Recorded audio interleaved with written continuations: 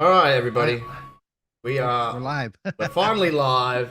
We had to wait for the man himself, Carlo. He had a bit of a nana nap in his old age. Shout out to the brother. And had to wait for a key to generate. But we are here, and we are live. Of course, it is. We're very, very much entrenched in WrestleMania season. It's WrestleMania week. This big weekend is coming up of wrestling. I've said it for the last pod or two. I think there's nearly about 14 to 16 hours of wrestling this weekend because you also got NXT's pay per view as well. So technically, if you count the 2 days of WrestleMania, you could pretty much say three pay per views going on because the 2 days are a pay per view in their own self, being 4 hours apiece.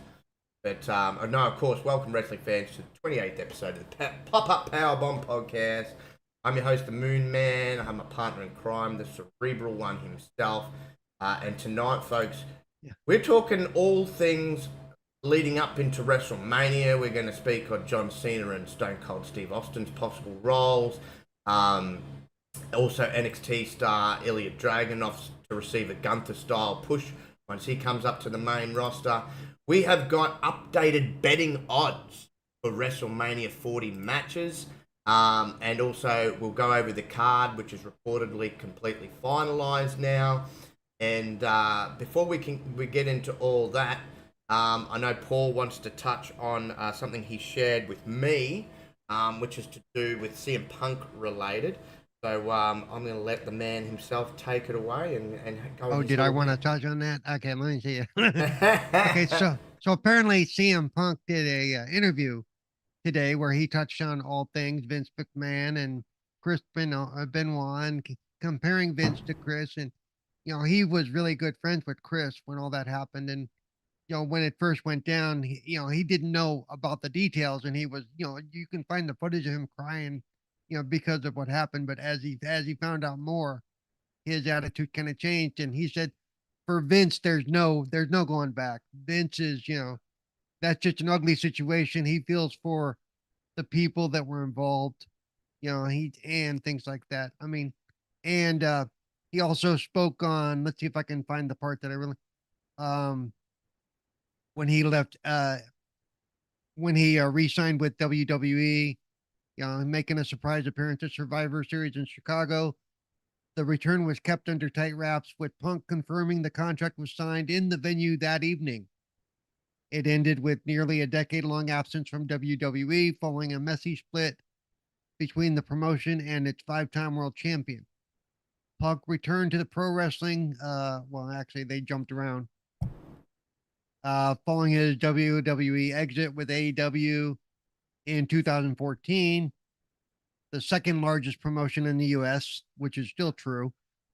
Um, let's see, the excitement surrounding his involvement was extinguished following a physical altercation with AEW executive vice presidents and fellow wrestlers Kenny Omega, Matt Jackson, and Nick Jackson. Punk returned to AEW programming 9 months later for the premiere of their new flagship show, AEW Collision. Punk confirmed Collision was launched as an effort to separate Punk from select talent backstage. However, Punk claimed he told AEW founder Tony Khan it was a bad idea. Just let me go, Punk alleged and told Khan. Get me out of here. The piece was short lived after a verbal altercation with AEW wrestler Jack Perry, which we spoke on last week. Punk claims AEW commentator and senior producer Tony Schiavone, or however you pronounce his name, actually. It's Italian. Um, um, asked Punk to talk down Perry from a proposed spot involving real glass on Collision.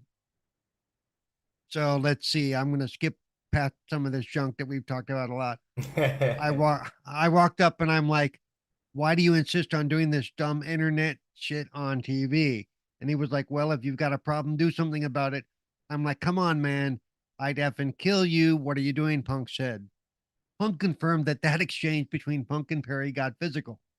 I thought I was doing the responsible thing. I didn't punch anybody. I just choked somebody a little bit. Now that I'm sorry, that sounds a little. I didn't punch him. I did try to choke him out, I but just tried to choke the laugh out of him, you know what I'm saying? yeah, but I didn't actually, punch him. That's the responsible way, I guess. I don't know. Um, yeah, I don't know if that's gonna work with the police either in real life. I just tried to choke him a little bit, officer. Oh, okay, never mind then. Yeah. Samoa Joe was there, told me to stop. Then I quit. I turned to Tony. I said, "This place is a effing joke. Man, you're a clown. I quit." Khan publicly announced Punk's termination on a subsequent episode of AEW programming, and the executive claimed that he feared for his life during the exchange. Oh, wait. I could just so Khan's not even in the conflict, but he's wetting himself. I want you to figure that out. Oh, God. Says, "Oh, I can't tell you what Tony felt, but I never did anything that would make him fear for his life." Punk said, "He's who he is." In other words, they just called him a wuss. I'm pretty sure. um, there was a concerted effort to slander me and any kind of ruin my character. That was the genesis of all the drama. Punk will take part in media panels during WrestleMania 40 on April 6th and April 7th.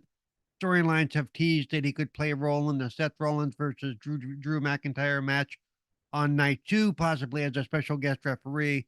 Punk is recovering from a tricep injury that made him ineligible to perform at WrestleMania 40. Right. He shared the belief that Rollins versus Punk line night 1 of WrestleMania 40 before his injury. So that's the total of that article, you know, which is true. I mean, he was back on Friday night show in a Yes. big way. Yeah. So we know we're going to see him this coming up weekend. We just don't know in what role. Right. If it's just going to be Exactly. sitting at the table, or if he's going to, because to my knowledge he still hasn't been cleared to wrestle fully. I Now it reckon. I doesn't. reckon he might come in and cost Drew Yeah, Mac the title, maybe. yeah, maybe. And there's nothing that says he can't give a bump. He may not be able to take a bump, but it doesn't mean he can't give one. No, You know. he can hit. He can certainly hit someone with a chair. Yeah. You know. But Yeah. no, look. As we And discussed. and let me say because like I told you before the show, I was not too hot on CM Punk returning to WWE. Anybody who listened to the show knows that. Mm. I think he's redeemed himself quite a bit. He really has. Yeah, yeah. Well, he just to add on, just to piggyback off that, he recalls this was in the same interview too. Um, After he had a call not long after the AEW stuff with Nick Khan. Nick Khan said him and Hunter wanted to talk to him. He recalled burying the hatchet with Hunter. So he said, while Khan and Punk continued to talk frequently during the next several days after the initial phone call, things took a turn when Punk asked Khan if he could put him in contact with Paul Levesque, whom Punk had a tumultuous relationship during his first WWE run. He said, and I quote from Punk, "It's funny because everyone calls him Paul now. I always call him Triple H or Hunter." Punk said, "When I spoke to him, that's when the ball really got rolling, because it was a very, how do I put it? I asked him if he wanted to talk on the phone. He said no. I would actually rather kind of like to face with you so I can see you." And I was like, "Oh, that's interesting." So we just got in a room and talked about a whole lot of stuff, and about stuff that was at one point serious to probably both of us. That is absolutely silly now. And we just kind of had a big laugh and buried the hatchet, shook hands, gave each other a hug, and then we started talking business. Among the more shocking revelations was that Punk confirmed there had been talks of him returning to WWE even before his stint on WWE Backstage in 2019. That things only seriously moved forward during the recent talks once Vince had left. As good as his conversation with Triple H went, Punk ultimately believes that it was Nick Khan who helped steer things towards a WWE return, something that host Ariel Helwani, Khan's former client, seemed to agree with.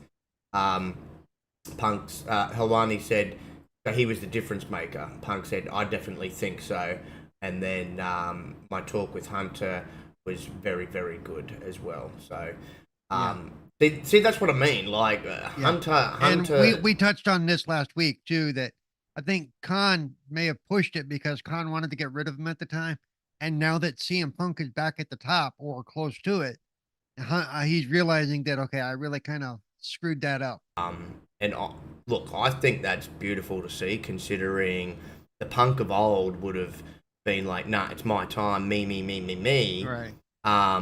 He's not the first. He's not certainly not the last wrestler that's like that either. John Cena was like that for a long time too, until he sort of humbled himself and or got humbled by a couple. I think it was Undertaker actually that initially humbled John Cena, and he understood how the business works. Yeah, you get your time in the sun, but once your time in the sun's over, then you can either suck that up and help someone else get over, and build new stars, or you can take your ball and go home. And I think this will be Punk's last run, just purely because he ain't getting any younger, and No. it's like anybody that gets older. When you get injuries, it takes you twice as long to come back from, and sometimes they just don't heal correctly at all compared to how they may have healed when you were younger. So I'm not saying the man isn't fit. He's definitely fit, probably been in the best shape of his career for a long time. This WWE version of Punk anyway. Yeah. But he's still getting injuries more often than what he ever got injuries, and I think that might just more so be an age thing. It's good to see that he's in the gym more often than he's ever been. He's like the Miz. He's never been. That's why him and the Miz have always had like those regular Joe looking bodies compared to everybody else, because neither one of them really have ever liked the gym. But Punk, since he's been back to WWE, and probably a little time before WWE, he's a gym junkie now, man. Like, I mean, me and you both commented on when he debuted. It's gonna be that cushioning, especially because of the way they have to land and stuff like that. But no, also just the stamina, building up the stamina aspect too. Yeah, exactly. And now you're seeing the Punk of old in the sense of he could wrestle an hour-long match, quite easy. In AEW, at least for the first part of it, towards the end he was starting to look good, but for the first part of it, he looked like a bit like Goldberg. He was getting gassed pretty quickly. But in saying that, he had been out of wrestling for quite some years, and obviously wasn't still in a ring somewhere training. And we know that some of those guys that are out of wrestling, they continue to work out. You can tell when they come back that holy shit, he they haven't missed a day. He trained, like, obviously because he went to UFC, trained MMA style for quite a while. Once that run was over, he was just doing talk shows or commentating on MMA shows, and that's all he was doing. And so, he still probably was eating healthy and whatnot, because it's not like he ballooned, and he would have done some sort of cardio and stuff a little bit because he was doing the Heels TV show. And so he was looking fit on there, and they actually did get into a ring. They need to bring that show back or do a spin-off just with his character. That's all I'm saying. Ricky Rabies, Ricky Rabies, Ricky Rabies, baby. I love bring out the blood. Yeah. Oh, I love it. Hey, Cozy, what's good, sis? What's good? And I really hope, like I said, I think his last fallout with AEW kind of woke him up a little bit. I honestly think that. Yeah. But as I said, we know I gotta not be the old me, because the old me is gonna be put up with, know. And look, he owned his shit. It's just the Young Bucks and Jack Perry never owned their shit. Kenny even owned his shit, but Kenny's a different kettle of fish. As I said, it's always weird to see that he's really close with the Young Bucks, considering their personalities are completely different. Kenny's more like Cody, like with the way he sort of, walks and talks and holds himself true. That company over there is just run like a big piece of poo. Well, because I think, and I'll say this about all the roads, Cody and his brother and his father. Yeah. None of them are cocky. Cocky. No. Cocky. No, they know they're good at what they do, and they're sure about what they do, and but they don't get cocky about it. They don't think they're better than anybody else in the room. The Young Bucks, on the other hand, do, and they've got that attitude, and obviously, clearly, Jack Perry does too. The only thing I'll give Jack Right. Perry over the Young Bucks, because the Young Bucks are, I think they're almost 40, Yeah. but they don't have this excuse. I'm going to give Jack Perry. Jack Perry is a young guy, and a lot of young guys just Right. are cocky. They're arrogant. You know, they think they know Right. best, and I think he's just got to have that. He's got to be humbled and have that knocked out of him. Like I said, a young Yep. John Cena was that way inclined, and it wasn't until Mhm. Undertaker Yeah. gave him a good what for did it wake Yep. him up. You know, and Reminds me of, we interviewed Nick Principe the other day. He was the guy. and everything, like the way they run the road and everything, like it's Yeah. really really good. And you know, I'm really particular with the Oh, wrestling just to be game. sure, WWE 2K24 not a sponsor. Okay, just so. But no, it's a fantastic game, and that Yeah. the WrestleMania mode, showcase mode, is worth it in itself, man. You go for a full trip down memory lane. I think they start at like 80, 86 or 87, and Oh, it's nice. like you've got like you got So they matches start with is that the Macho Man match? yeah, Macho Man against is it Steamboat? Yeah, Steamboat. Yeah. Then you've also got Macho versus Hogan where the Mega Powers collide. You've got Right. that awesome match from one of the WrestleManias back in the day between Bret Hart and Rowdy Piper. Oh Uh, yeah.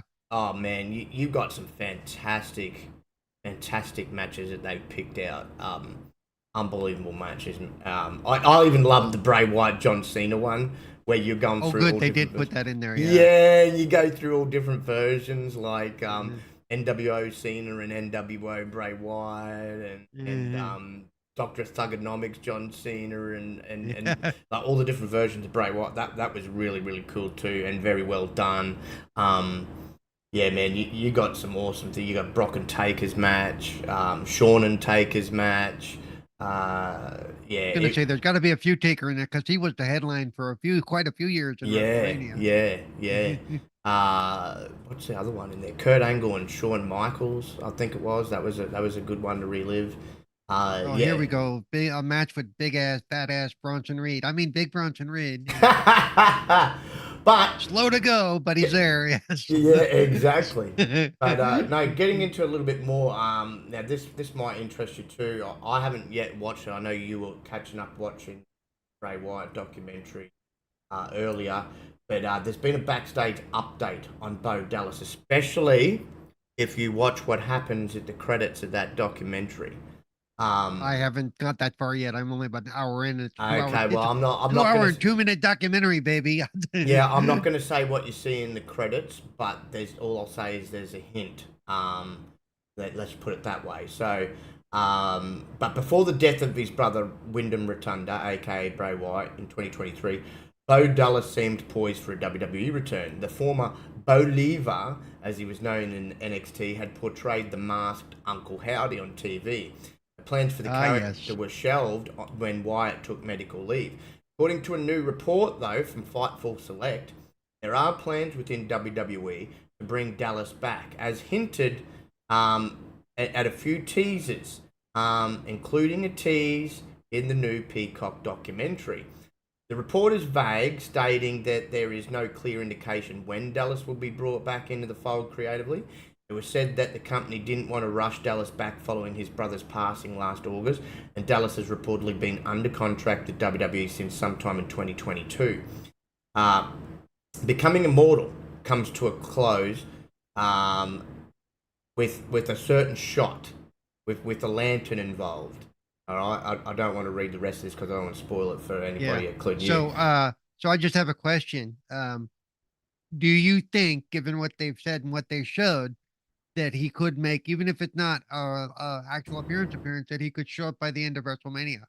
Maybe, and I think they're going to let him use this Uncle Howdy character, um, Ooh. and yeah, because he, like his brother, likes all that dark stuff, and I think it really works Right. for them. And they also have the other wrestler as well that was part of the Wyatt family.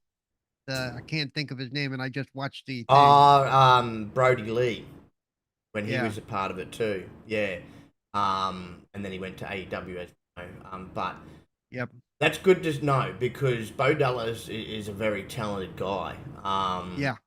And I think he learned a lot from his brother from a creative aspect. Like he was talented already in the ring, but from creativity wise, I think he learned a hell of a Yeah. lot from his brother.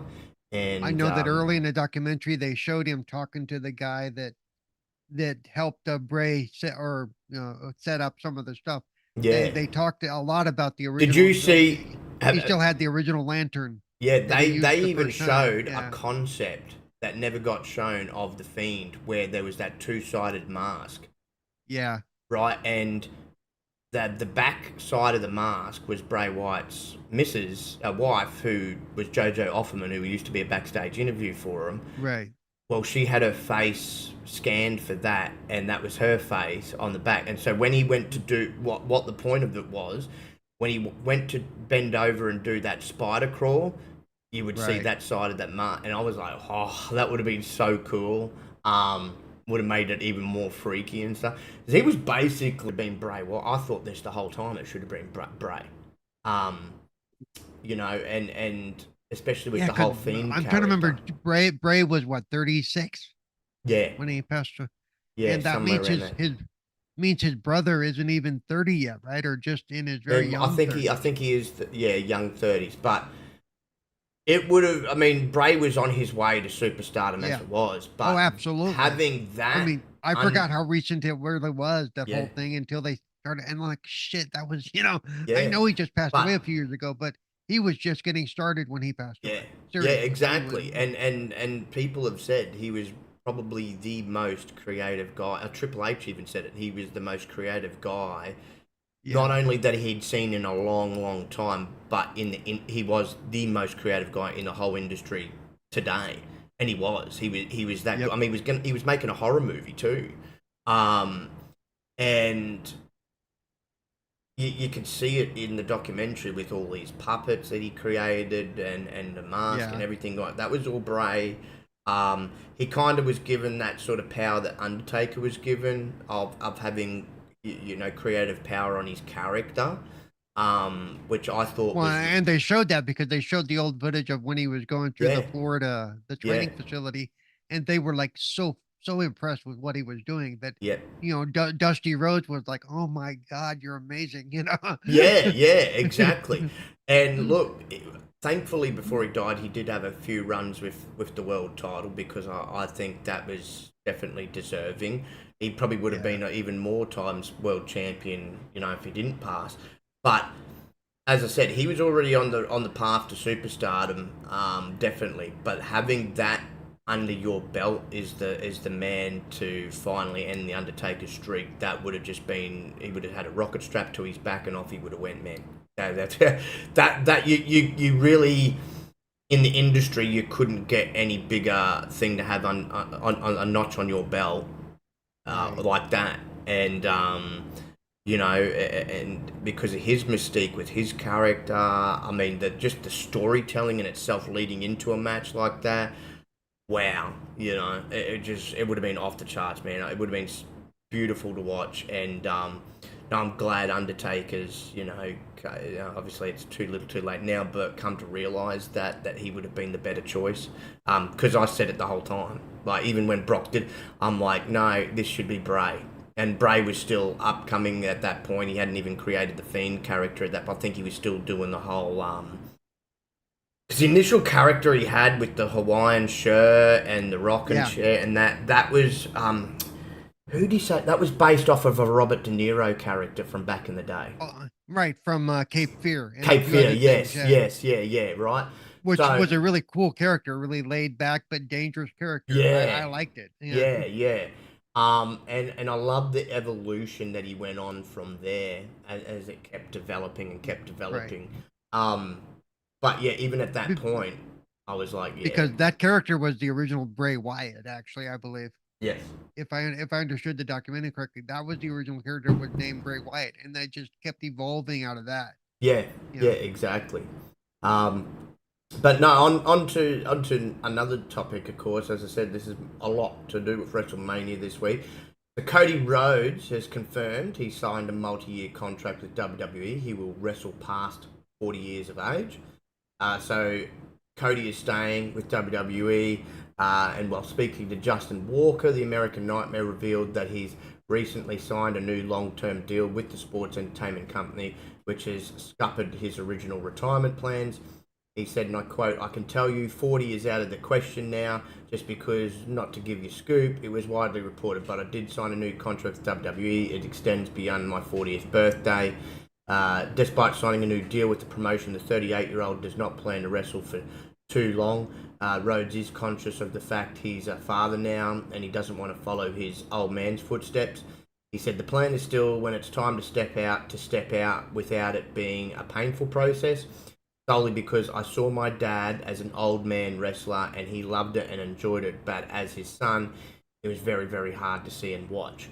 My daughter is 2 going on 3. There does have to be a time, just like he was with us, where I have to be home all the time and be there with her. It's not 40 anymore. I'll update the number. I hit the prime run late in the game, so I believe I'm in my prime right now. I often forget that I'm nearing 40, but probably around 45 maybe.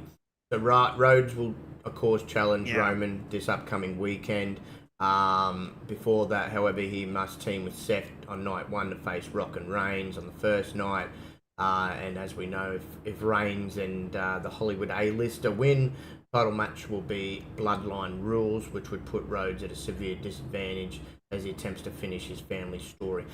Now, I think I still think it doesn't need to put him at a disadvantage if they play those cards right, because rules are rules, baby. You got a lot of friends with you this year. You know, exactly. Well, this is where, as I said, like Steve Austin, I think, gets involved in it, and then we're about to talk about that soon. But John Cena, on his I don't know if it was his Instagram or his X, put up a photo of Roman Reigns seemingly saying, "Hey, I'm going to confront Roman." So he might have both the legends turn up to help him here.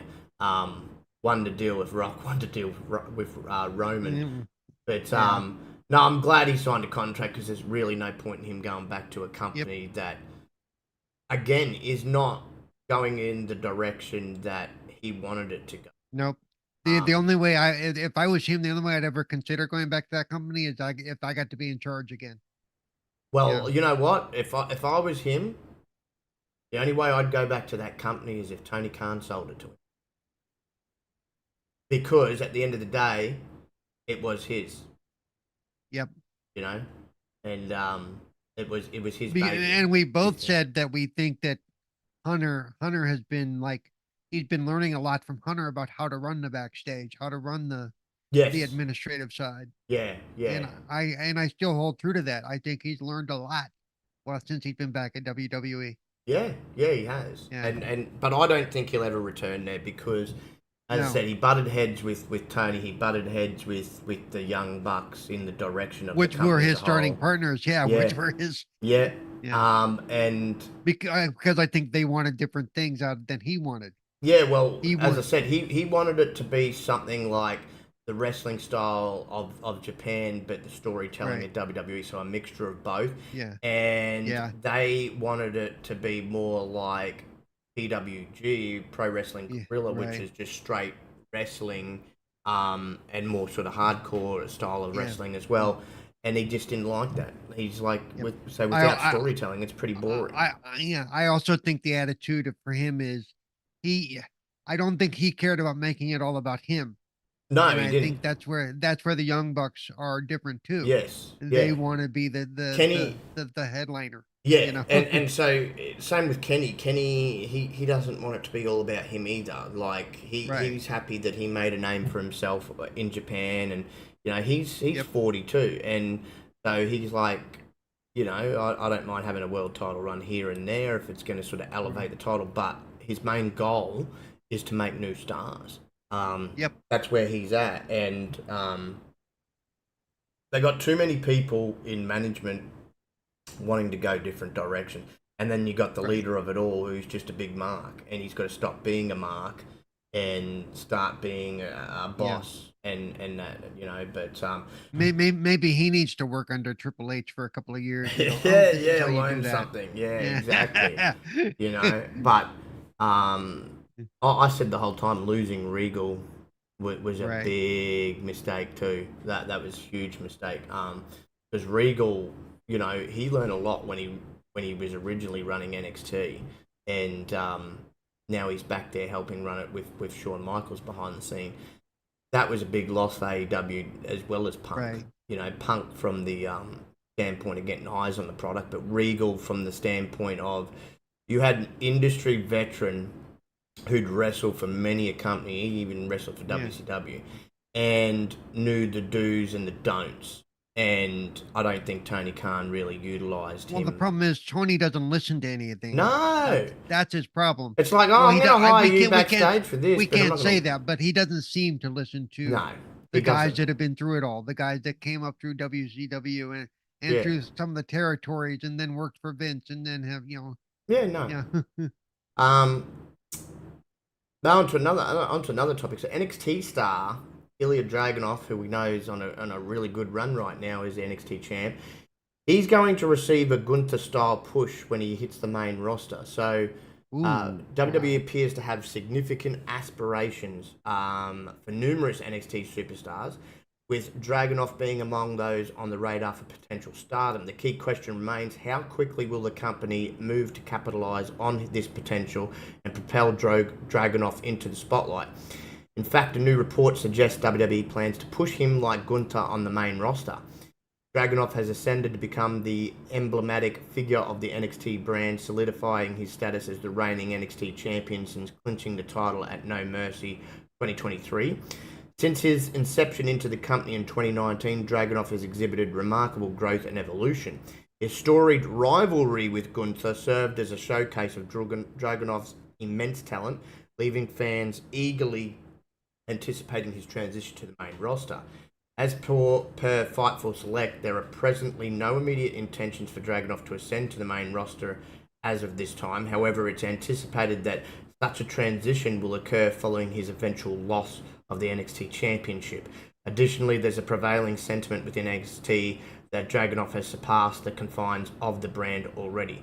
Some fans have questioned if Dragunov was willing to make the move to the main roster and cite his trips home as a reason why. At this time, Fightful has not been told of any such issue, with WWE being more than happy to accommodate Dragunov's schedule because he keeps going to and fro between America and his home country. So maybe that might be the reason why they haven't pushed him on the main roster just yet. But internally, WWE sees Ilya as a prospect on the level of Gunther, planning to push him in a very similar way once he does hit the main roster. So, according to one NXT talent, Dragunov has a unique talent for elevating anyone he shares the ring with, showcasing an exceptional understanding of the business. It's also indicated that Dragunov is widely regarded as exceptionally easy to collaborate with and is described as a wonderful person to be around. That's fantastic when you're getting your peers speaking about you glowingly like that. That's only going to benefit you. And so he defends, as we know, against Tony D'Angelo at Stand to Deliver.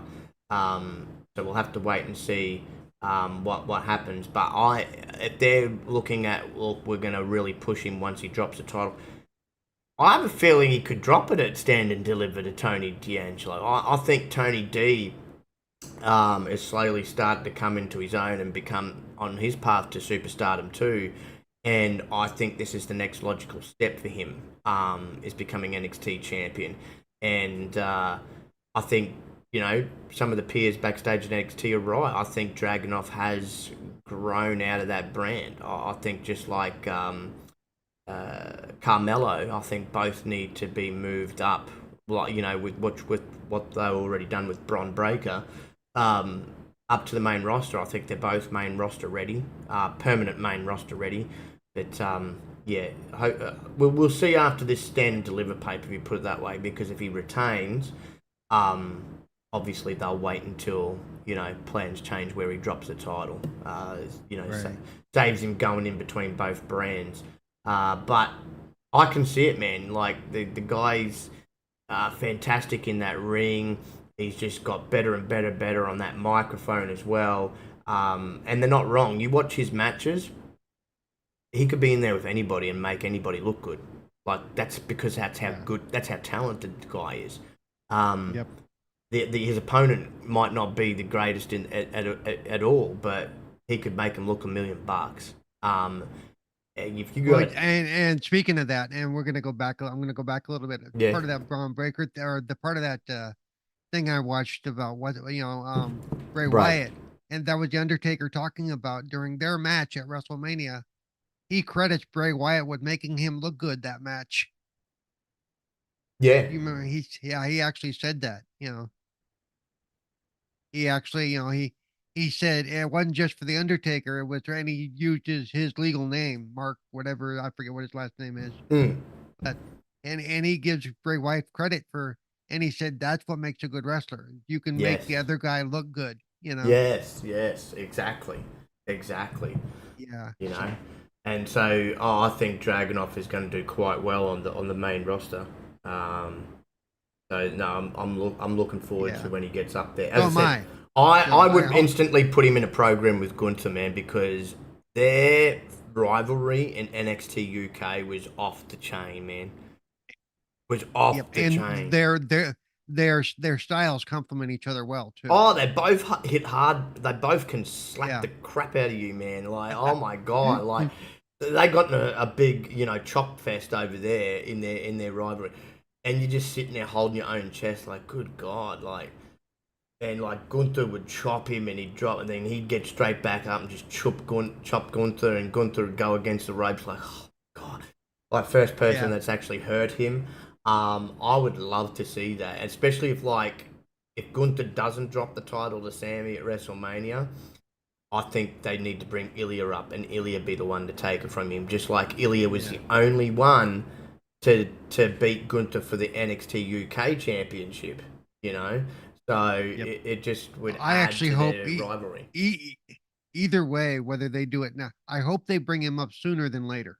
Yes, Personally, I he's hope they ready, don't man. put this off for too long. I hope they don't put this off for No, too no, long. he's ready. He doesn't need NXT anymore. And that's why I think this upcoming weekend might be the time for him to drop the belt, because Tony D needs that rub now. Tony D needs that take that next step, and I think Tony D's ready to be NXT champion, and Ilya's ready to move on. Like Ilya's done everything he could possibly do in NXT. He really has. He's like as I mentioned, a few of the peers have said he really has outgrown that brand now. He's ready for bigger and better things. So the smart decision would be to have him drop the title to Tony D at Stand Deliver this weekend, and then have him debut on the Raw after WrestleMania. You know, Yeah. as I said, if Gunther retains, have him debut on the Raw after WrestleMania. Gunther's out there yapping away, and then Dragunov's music hits, and Gunther's eyes nearly pop out of his head. Like, oh Which would shit. be nice. Yeah, And yeah, as far as NXT, I think it's time for NXT to bring up some more new people, because I'm sorry, the last couple of Tuesdays have been a dredge for me to watch. It yeah, hasn't yeah. drawn any excitement, and maybe it's just me, but So part of that's this one's so gonna yeah. interest this little one's gonna interest you. So Roman Reigns has suggested a WrestleMania 40 loss, especially to Cody Rhodes, could spell retirement. So Reigns has cleared all boundaries with his incredible undisputed championship reign. Since he's returned to the company at SummerSlam 2020, the head of the table has been soaring with some of the most amazing victories and immense challenges of his career. More than 1,300 days now as the world champion, Roman is seemingly the closest anyone would ever get to beat Bruno Sammartino's record as the longest reigning champ of all time. While the tribal chief is still on top, one of the biggest challenges of his career has knocked his door once again. Reigns is set to defend his title against fan favourite Cody Rhodes in the main event of WrestleMania 40 Night 2. With huge possibilities and betting odds completely favouring Rhodes to win the title, Reigns might not go any farther as the champion. WWE recently released an A&E biography, WWE Legends episode for Roman Reigns, where the tribal chief hinted at retirement following the grandest stage of them all. Reigns stated that he wouldn't stay any longer if he wasn't the top guy in the company. Not only that, but he appealed to fans to cherish the beautiful moments of him as a champion because he wasn't going to be there if he lost the title. He's leaving. He's out. He goes, you guys better cherish these moments because once I lose the Undisputed Championship, I'm calling it quits. With his massive statement, Reigns has hinted that he won't be losing the title at WrestleMania 40. While fans might not want that, Rhodes losing would be the only option if Reigns decided to quit following a title loss. Ringside News will keep you updated with the story. Now, the thing is like you say with The Rock. You don't know if he's talking for real here or if he's in character saying, well, I'm taking my ball and going home if I lose, you know, and just trying to add to the story. The other thing is, this is a man that's got aspirations of Hollywood. He also understands that he is now, I believe he's now in his 40s or he's close to it, or he might be early 40s. So, you know, he's not getting any younger himself. Realistically, he's probably sitting there thinking, especially after this reign, there's nothing really he needs to do more in the WWE. He's done it all. You know what I mean? He stopped doing it like a year and a half ago, so. You know, and besides all that, he's still dealing with his leukemia. He's still on medication for all of that as well. He's also a father. He's 30. He's 38, by the way. Oh, there you go. So he's the same age as. In fact, he turns 38 or 39 on the May 25th. So he's getting close to 40. So he's probably another one like Rhodes that doesn't want to be an old man wrestler. And Reigns, a man, he's made a ton of money. So it's not like he needs any more money from wrestling and that. So I don't believe he'll fully quit. I think that's just more him saying story. But what I do believe is if he loses the title, which is predicted, but you know we know plans can change. So I'm going to say if he loses the title at WrestleMania, then I think he goes on a very, very long hiatus. One just to fully rest, you know. And be out of the wrestling spotlight for a while because he's been the champion. Not to be a dick, but if this guy rests anymore, he's going to be comatose. Okay? I know. But look, he at the end of the day, like he's earned, you know, a long hiatus, and that'll give him time to organise some TV roles or movie roles or whatever he wants to do in Hollywood, and have The Rock, you know, his cousin, help him out there. And look at other, you know, setting other ventures up for once he's finished with wrestling. I think he fully moves into, by dropping the title, I think he'll fully move into, not that he's already there, but he'll fully move into what they classify as a part-timer. You'll see him turn up every now and then, like at a WrestleMania or at some other and he'll be like a special attraction like Brock Lesnar. And that's how he'll continue until he fully hangs it up. As I said, he doesn't need. I mean, this is a guy in a position. He's been the face of the company for a while now. He's won everything. He's won Rumbles. He's won titles. You know, he's smashed records with this title reign. Like, there is literally nothing else for this man to achieve by sticking around. So I think he's achieved everything he can possibly achieve. There's nothing more for him to prove, and so hopefully, I've said, you know, if he doesn't want to be there, then he shouldn't be holding the belt. No, I know it makes me sound like a dick, but the man has only shown up like once a month, if that. Yeah, and they said he's going to show up less than that this year, so. Yeah, exactly. For a while, whatever. I don't care. But no, he needs to go away. Like, as I said, the story has really run its course. The people are kind of over him now as the champ. You know, so I think it's time for him to drop the title. He's had a hell of a reign. the best reign of the modern era. Um, and as I said, there's nothing left for him to prove or achieve. There isn't. He No, could, there isn't. if he literally did want to retire, I mean, he by all means he could retire right off into the Yep. sunset with a heck of a career behind you, you know. Um, and I don't think anybody's going to touch his record that he's just set for a very, very long time. Like, you know, Bruno's Even though we both have said that his record needs to have an asterisk next to yeah, it. it does. But It does. Yeah, you know.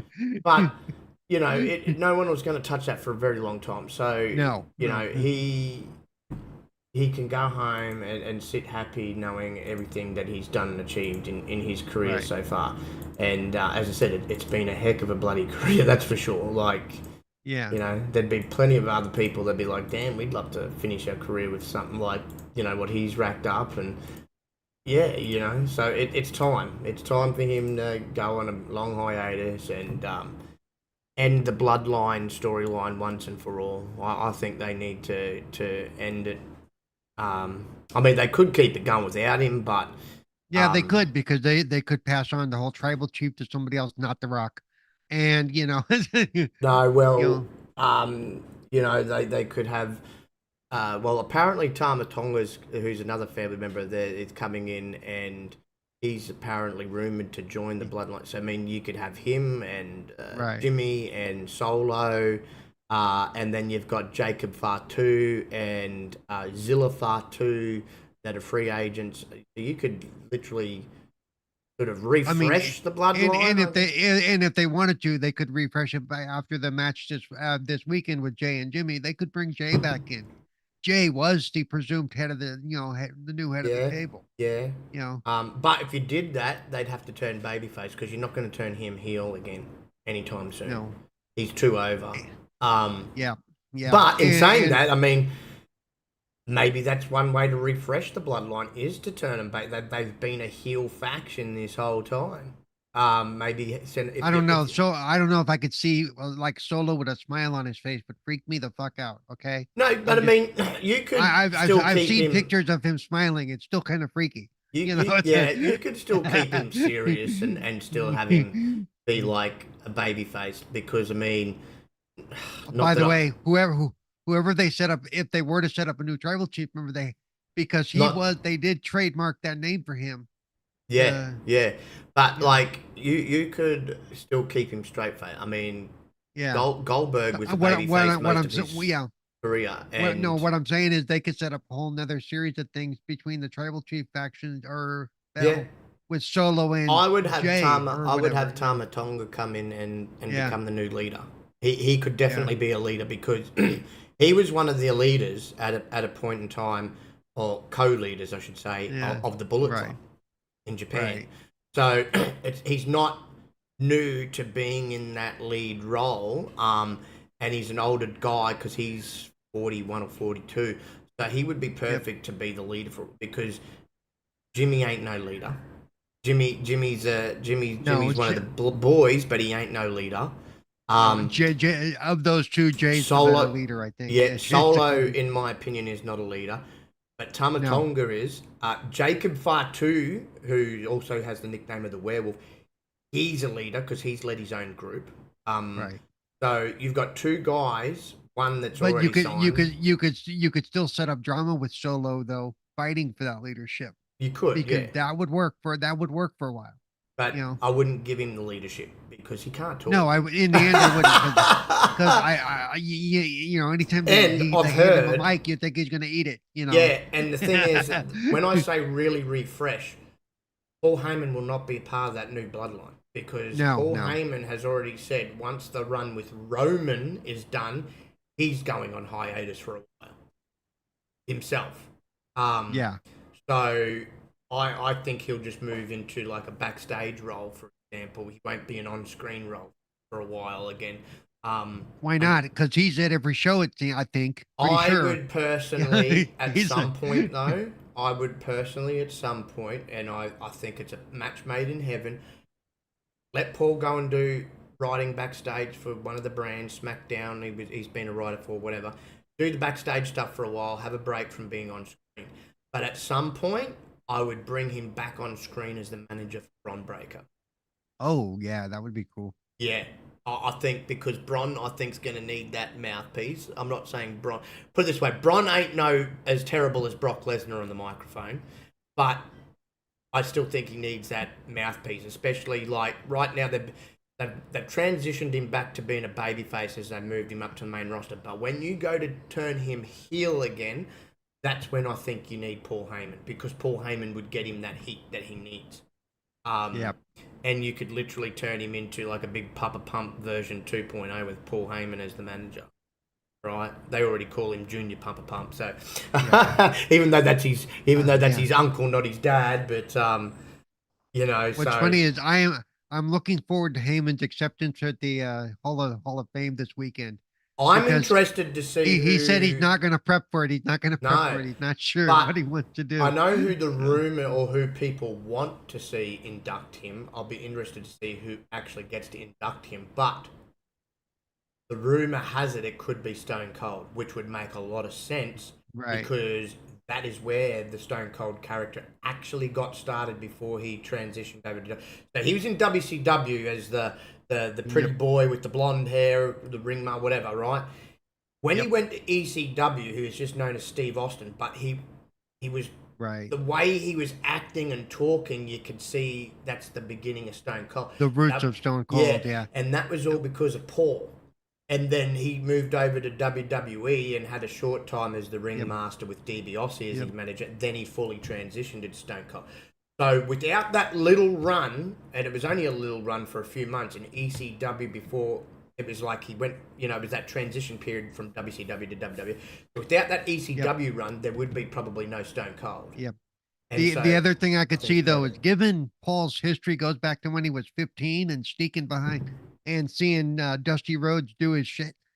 Any one of those guys from way back then could induct him, because he did start literally as there's a few other names. Shithead. Yeah. Right. You that are currently free agent, not tied to like TNA or anything. So if it's not Austin, it could be the Dudley Boys. Yeah, which would be cool. Yeah. It could be Raven, because Raven is just doing independent and only small independent dates, because he's built up. Could it be any of the old guys that went to work in the announce table later, because not all of them are tied up? No, and he has history with all of those guys too. Fortunately, it can't be Taz, even though he's an ECW alumni. But there's a few guys there. But personally, I would love to see it be Austin. I think that would make it a lot of sense. And obviously, he's clearly available. Other than that, I'd probably like to see it be the Dudley. To me, if it's not Austin, it has to be an ECW original that's free to do it. And the only lot that I can think of off the top of my head that are free to do it, because I've seen people go, "Oh, what about Tommy Dreamer?" I'm like, no, he's still too tied in with TNA. So if it has to be an ECW original, it'd have to be the Dudleys or Raven, because they're currently not working for a major or semi-major promotion. Can't be Rob Van Dam, because he's tied in with AEW. Could be the Sandman. The Sandman, I don't think wrestles for anybody right now. So there's another one. But to me, it has to be either Austin or an ECW original that's available to do it. It's the only thing that makes sense to me. But as I said, Stone Cold makes a lot of sense, because without Paul and ECW, there wouldn't be a Stone Cold Steve Austin character. So I know Vince likes to take credit for that, but it was actually Paul allowing Steve to do what he did in ECW that was the precursor to Stone Cold. It was Stone Cold without the moniker of Stone Cold. So it would be perfect. But yeah, I'm looking forward to that speech, man, because I hope they just let him go. And he's allowed to curse and what have you. But John Cena, and let's talk about Austin and John Cena. So both these little tidbits before we discuss it come from Ringside News. John Cena seemingly hints at confronting Roman Reigns at WrestleMania 40. Cena's now seemingly dropped a hint of confronting him. As previously reported, WWE is currently in talks to involve Austin in some capacity as well during WrestleMania 40 weekend. John Cena also admitted that he is waiting for an invite to WrestleMania 40, and it's speculated he'll be there. Both of them have been on the side of trucks for advertisement for WrestleMania, which might be a telltale sign, and it is expected that both will be at the event. Austin and Cena also being featured on production trucks during this week's episode of Monday Night Raw was not just a random occurrence either. The leader of C Nation took to his Instagram and uploaded a photo of Roman Reigns during a recent episode of Friday Night SmackDown as he seemingly dropped a hint at confronting Roman at WrestleMania 40 in some way, shape, or form. So we will have to wait and see what Cena will end up doing at the showcase in the Immortals.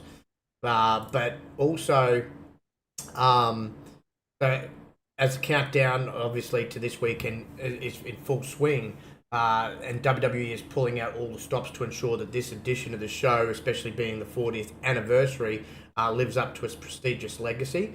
Of course, set to unfold at Lincoln Financial Field in Philadelphia. Excitement has soared to unparalleled levels. Amid speculation surrounding the appearance of wrestling icons Cena and Austin, their in-ring status has now been revealed. And mind you, keep in mind, there is also rumours about other legends showing up at the event as well. As previously reported, WWE is currently in talks with both Austin and John Cena to show up in some capacity this weekend. And as mentioned earlier, they've been put on production trucks, especially showing up on Monday's Raw, on a production truck on Monday's Raw. In light of this, Meltzer in the Wrestling Observer newsletter noted that regarding Austin and Cena's faces being shown on the trucks during Raw, he was told not to read into it regarding anything just yet. He also added that there was a mystery slot for WrestleMania 40, but that WWE is also keeping their cards close to their chest when it pertains to exactly what Austin and Cena will do at WrestleMania 40. He said, time will tell, but we were told not to read into anything regarding any of the main events or any matches of what if they could be involved in any of them. They're very much keeping their cards close to the chest of how they're going to slot them in. There's also said to be a mystery slot on the card, but whether that mystery is Cena or somebody else is not known at this time. The Ringside News reached out to a senior member of WWE creative team regarding Meltzer's report about a mystery spot at WrestleMania 40. According to the response received, there was no indication, yes or no, of a mystery slot in their lineup sheet, yet again, keeping it all hush-hush and cards close to their chest. Furthermore, it was clarified that neither Austin or Cena will be at least competing in a match at the Showcase of the Immortals. However, that does not say that they cannot get physical at the Showcase of the Immortals. They just won't be having a match. Multiple other legends have also been confirmed for WrestleMania 40 this weekend, so we will have to wait and see what Cena and the Texas Rattlesnake will do at WrestleMania 40. My personal opinion is, I don't know about Cena though, but with Stone Cold, I think he needs to be involved in whether it's the tag team match on night one or the championship match, match on night two, and The Rock's out there, right? It's all going to be centered on The Rock because of his long-standing rivalry with The Rock. He makes a lot more sense than John Cena to be involved on Cody's behalf for that feud, just due to The Rock being very much ingrained in it. Although you still could have them both involved in it, because as I said, John Cena, if he has beef with anybody, from a story point of view, it's more Roman, even though him and Rock had their two storied matches back in the day as well.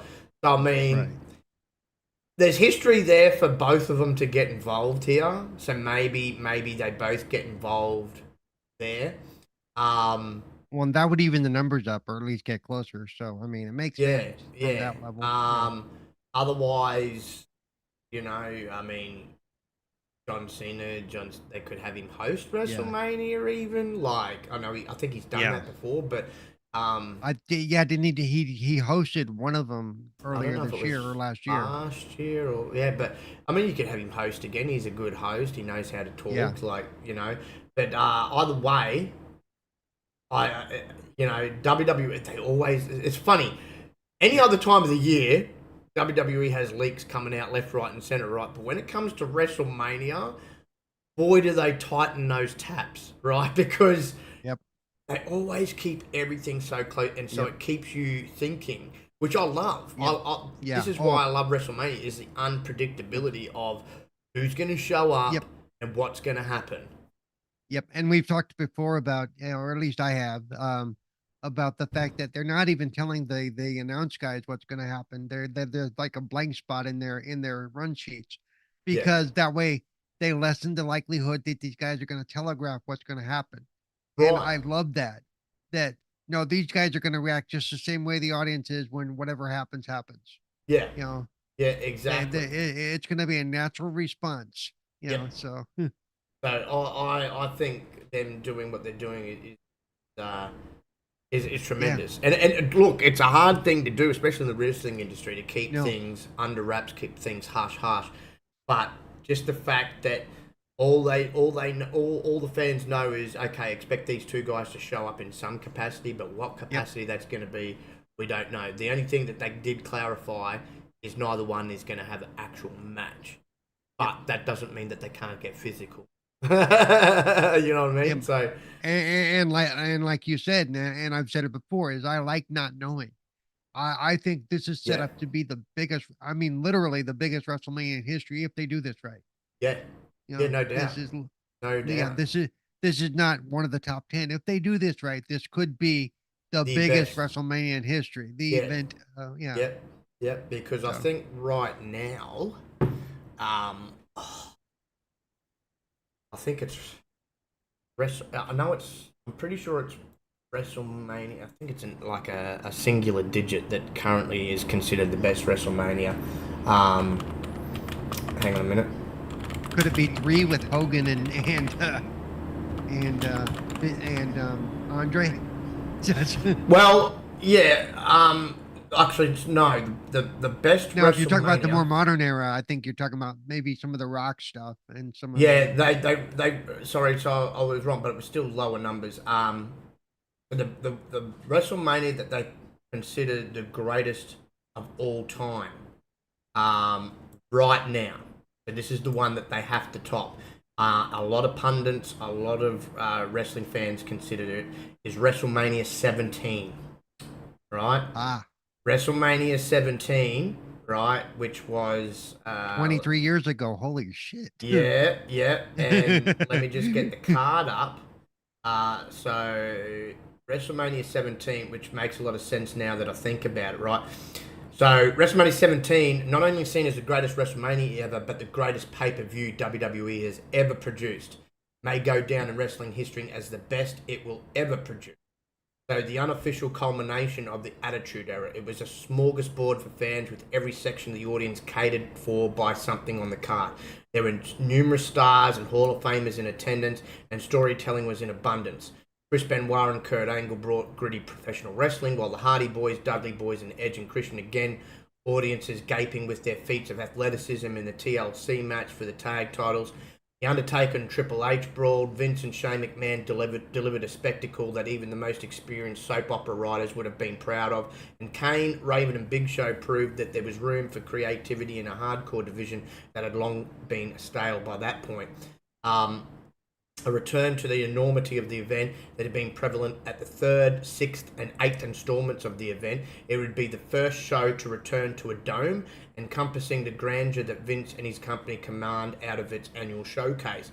The most complete show in WWE history, WrestleMania 17. It was headlined by a showdown between none other than The Rock and Stone Cold Steve Austin that encompassed everything that made the era special and as popular as it remains to this day, capped off with a stunning heel turn by the Texas Rattlesnake. So, you had those two going for the fighting over the championship. Triple H and Undertaker. Iron Sheik won a gimmick battle royal. You had tables, ladders, and chairs 2. Street fight between Shane and his dad. China defeated Ivory to win women's championship. Kurt Angle and Benoit putting on a clinic. You had Eddie Guerrero retaining his European championship against Test. Kane defeating Raven and Big Show to win the Hardcore Championship. You had Taz and the APA defeating the Right to Censor, and of course you had a fantastic Intercontinental Championship match between Chris Jericho and William Regal. So top to bottom, the card was just absolutely stellar, and I think this year's card, especially being a double card, can top it. I think it can top. No other WrestleMania has been able to top it since. No, I think this year could do it though. I think it's got a great chance. And of course, talking about the card, so it's essentially finalised now. Even with Jade Cargill is now going to be in action as she finally debuted proper. As she will join forces with Bianca and Naomi to face the rest of Damage Control, which is probably a good thing because you actually might get a actual proper singles match now with Bayley and Io. And while it's yet to be made official as well, Bobby Lashley and the Street Profits will actually face Karrion Kross and the Authors of Pain. The report claims the bout has been billed internally as a Philadelphia street fight. Oh, they're going to do that again? That tends to get messy. Oh, yeah.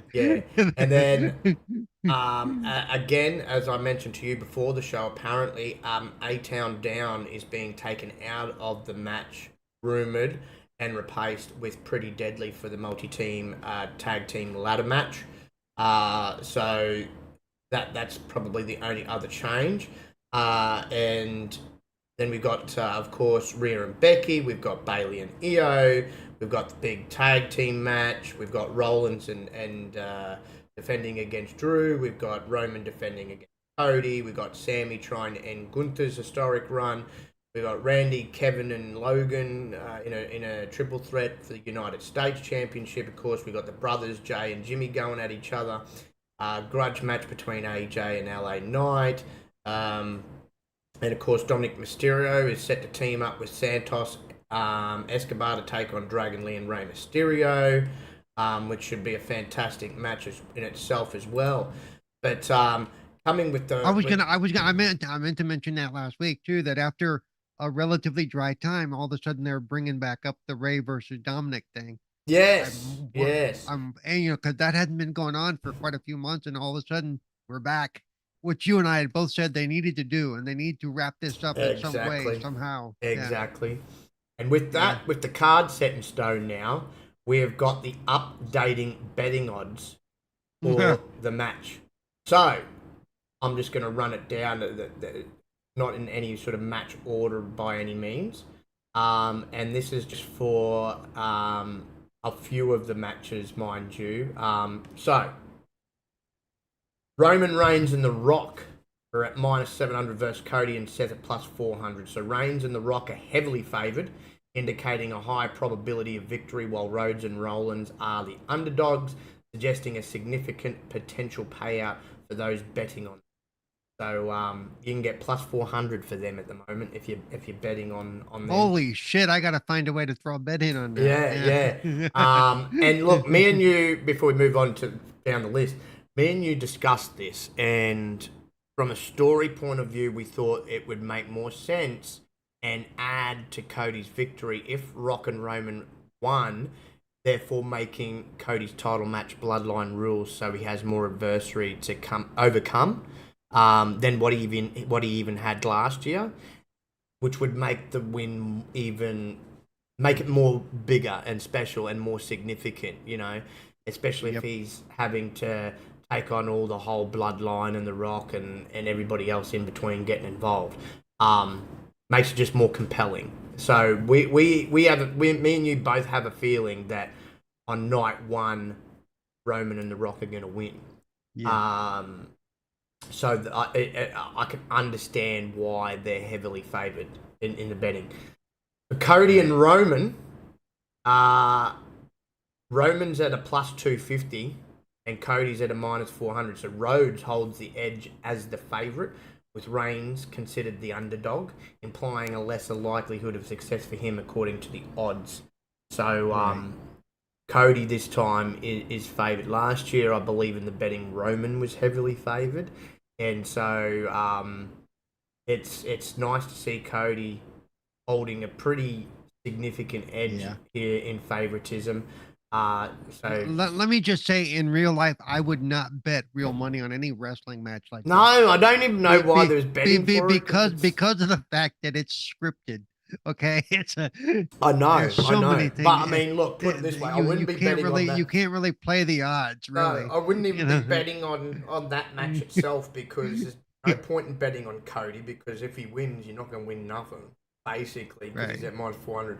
If Roman wins, it's only a plus 250 compared to the plus 400 for Cody and Seth the night before. But LA Knight and AJ Styles betting odds. Well, LA Knight is strongly favoured, minus 700 over Styles, who is considered the underdog at plus 400. He had a more favourable outcome for Knight in their clash. And I've said this the whole time. I think LA Knight needs his big WrestleMania moment. AJ Styles has had WrestleMania moments. And I think they really need to get LA Knight back on the path. Yeah.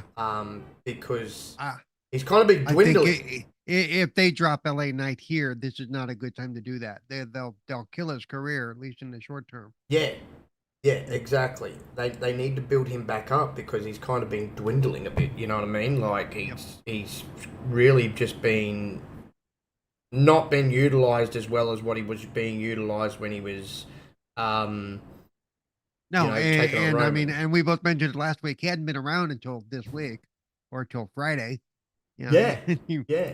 They did that skit where he got arrested at AJ's house, right? But that was it, you know.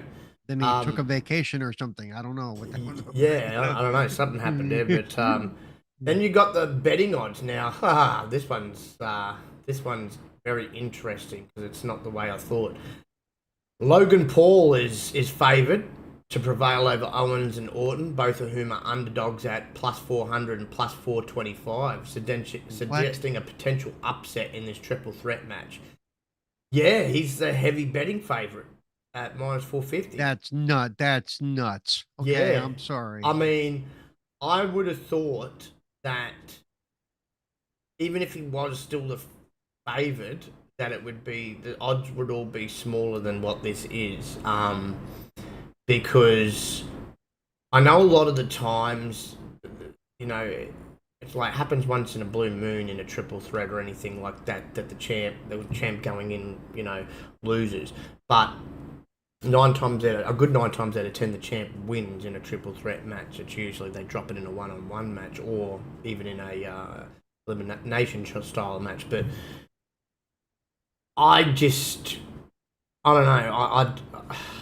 Unless he's sticking around like he's been sticking around, which he might, we don't know. But if he's going to show up like he's been showing up, then I would be okay with him retaining the title.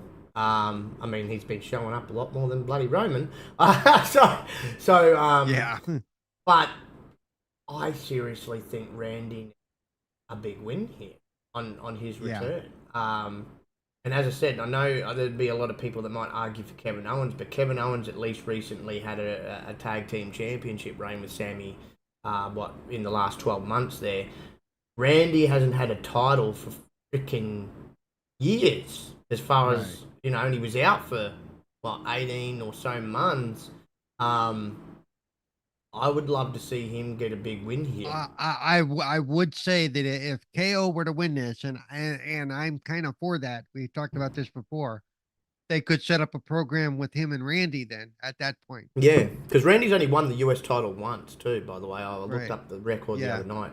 He's a one-time US champion, one-time Intercontinental champion, and a 14-time world champion. So, I'd love to see him rack up another US title Well, obviously they're not including him anywhere near any of the top 2 titles anytime soon. So him winning a mid-card title, I think's quite fitting. At least then he'd become a 2-time US champion. Right. But yeah, other than that, interesting betting odds for that. The next match, though, in the betting odds, Rhea Ripley at a minus 500 is heavily favoured over Becky Lynch at plus 300, indicating a higher probability of victory for Ripley in their encounter. And look, I said last week, and you agreed with me here, that match is very hard to call. But I don't think anybody's sick of Rhea as the champion. And I think they really want to keep... You know what? I just get this feeling. Maybe they keep her as champ and build to a feud between her and Jade Cargill. And so you got these two big, strong women. I would like to see her take on... That would be a hell of a match. Yeah. And I don't think, I mean, let me say that looking at Jade, I wouldn't want to mess with Jade. Oh, no. But that girl is solid muscle, man. Yeah, and look, Rhea's had the belt for 12 months now. It's been good, but I don't think it's a reign that people are sick of either. And I think they're really trying. I think they're really trying to push her. As of Friday, we are starting to see cracks in the whole. Yes, of Judgment Day thing. But I think what makes that even more like crack wide open is if everybody except her loses the belts, which and everybody else loses. So because they had Dominic even do something on Friday, they had Rhea going. JD just continued to fail them recently. He's been in the doghouse himself because he's just failed at every turn. JD, right? And then then they're pissed off because they're trying to work out, is Dominic really still a part of them, or is he wanting to be a part of bloody Legado del Fantasma because he's doing this stuff with bloody, behind their back? Well, it's not just that. He went and did that, it's storyline perspective, behind their backs, because they had no idea he was going to get involved in that and join up with Santos. And so now they're questioning his loyalty of, are you a part of that group now? What are you doing? Right? And so you got that, and then you got JD failing them all the time, and then say the which I do believe is going to happen, Finn and that loses their tag belts. Damien tries to cash in and he loses, right? And Rhea's the only one that comes out of WrestleMania as a winner. That really is going to, I think, push the whole Judgment Day is over here, because by the way, since she's on my screen right now, let me tell you, I'm getting a mad crush on Becky Lynch. I'm just saying. Okay. But look, I don't think now's the time to have Rhea drop it. I think they're really trying to push her as the face of the women's division, and leading forward, and as main attraction. And I think that you could have her hold the belt till the summertime, until SummerSlam, and then drop it then. But again, I said last week, that one's too hard to really pick a winner. It could go either way, but I am starting to slowly lean that Rhea might retain, and she might be the only Judgment Day member to come out with a win. I said last week, I think a lot of the belts are going to change to hands this weekend. I think if you're going to have Bayley win the other women's championship, then you don't necessarily need to have Rhea dropping her title, like her title changing hands. Right. You could have her retain and Io lose, and so that way one woman retains, but another woman actually wins a title. So do it that way. The betting odds for the brothers is sort of close. Jay is favoured at minus 300 to defeat Jimmy, who's only at plus 200. So it's suggesting a higher likelihood of success for Jay. But in saying that, if they just want to finish that particular story with these two, then you have Jay win. If you want to continue it, then you have interference and Jimmy win. Yeah, I was gonna say then you have the bloodline, and but Jay's been told by some of the others that they've got his back too. So Yeah, I yeah, mean, yeah. So that's still gonna it'll feed into the whole bloodline thing. it'll Seriously, I be mean, it'll be interesting, put it that way. Which way they go in there. I'd love to see Jay get the major victory, yeah, but yeah. you know, it's not going to be a But shock. that's becoming one that's going to be hard to call, especially after what Yes. happened Friday night with that whole thing, Mm. the whole Um, bloodline going against Cody and his gang. I mean, and Cody took a whipping. then you By the got way. lopsided betting here. Lopsided Ooh, betting here with Bailey and Io. So Bailey is super heavily favoured at -800 over Io Sky, who is an underdog at +500, implying a strong expectation for Bailey to yeah. emerge victorious. And I do See, think. see, I wonder about these things. This is why I would never actually bet on it, at least not for real money. Like I might throw $2 here or $2 there, but damn, I mean, could the writers be looking at these odds and going, okay, we need to change this up? That's why, Yeah, yeah. because this is what the public wants. Um, Yeah, and then Gunther is holds the advantage as the favourite against Sami Zayn. Sami Zayn's at +250. Gunther's at -400, suggesting a higher likelihood of victory for Gunther.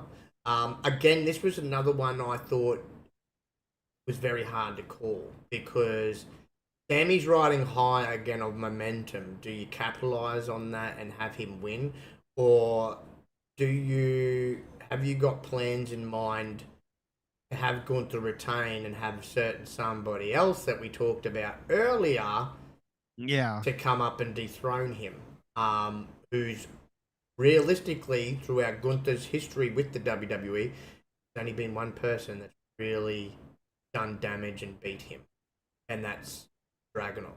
So right. you could keep And with that that's why story. I'm saying you could actually have Dragunov come in and interfere in that match, and Gunther retains, but it starts off that whole feud. Yeah, yeah, Yeah, you know. But I love Sammy, but I would love to see Gunther continue his reign at them. Because his reign as Intercontinental Champion, in my opinion, is more significant and more iconic yeah. than Roman Reigns. You have said that. I have said Yeah, that. A lot of people yeah, on the internet have said that. I yeah, mean, yeah. seriously. The man literally commands your respect, and I don't ever Yep. foresee him going off into bloody Hollywood. I think he is a wrestler true Yeah. to form, and so he's going to be around for a long time. And look, he's done a fantastic job. He doesn't even really need those two lackeys that he's got. He really doesn't, because he can No. talk. In He fact, can those two lackeys haven't been around the last couple of weeks, no, actually. So, and Gunther, especially in the last say 6 to 7 months, he's shown a lot more facial expressions and emotion. He's also gotten better and better on the microphone since his NXT UK days. He talks very, very well on the microphone. And in the ring, I mean, he's probably one of the best big men that they've got right now in the company. So he's one of those all-round guys. And I think he's got a big future. Like I've said, the minute he drops that Intercontinental title would be the notion that, hey, he's dropped this for a reason, because he's ready for the main event. And that's where he's going. He is going to be a full-time player in the main event scene, starting sometime this year. It'll all come down to when he drops the Intercontinental title, and that's when he's going to move up to the next level. That's the only next logical step. He's in the mid card right now. You'd say the upper mid card, and so after the upper mid card, if you've got the talent, which he does, you move up into the main event scene, and he'll be a fresh heel bad guy for any babyface in that main event scene. He could be a big heel against Cody Rhodes, for example. You know what I mean? yeah. I could foresee that. Hang on 2 seconds.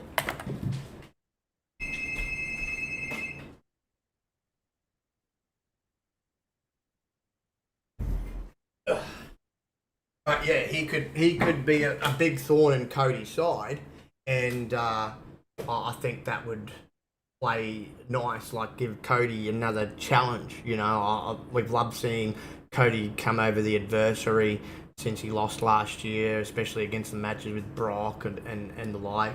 Gunther would just add to that, and it'd be a hell of a fight between those two.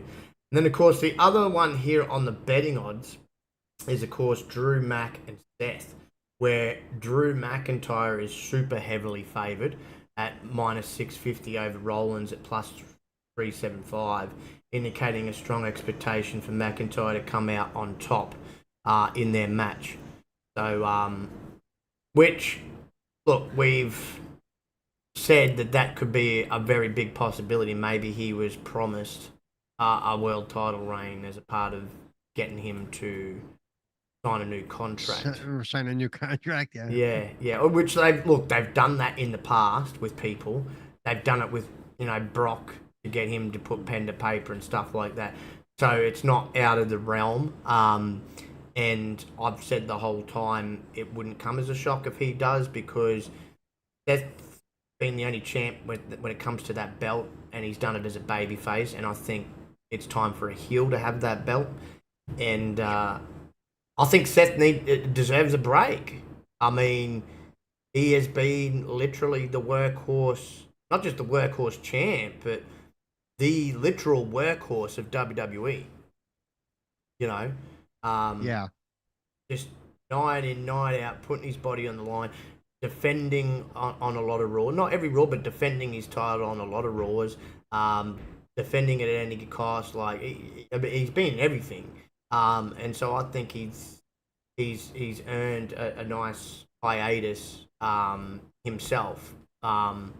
Except in this case, unlike Roman, the man needs a rest. Because we still don't fully know. I mean, he's saying that it's 100%, but he could just be saying that from a story perspective. We don't know how messed up that knee might still be inside. For all we know, he could be getting cortisone injections or God knows what else. Who knows? But I think he deserves time off after this, after Drew, dethrones him. But, and of course, these odds, they provide fans with an intriguing glimpse into the perceived outcomes but by no means does it mean that is going to be the outcomes. No, because it's not like betting football or basketball where you're in some cases, I will say in some cases it does. Like last year, as I said, Roman was heavily favoured in the betting, and what ended up happening, Roman did. So in that case, it did kind of give you an inkling of who was going to win.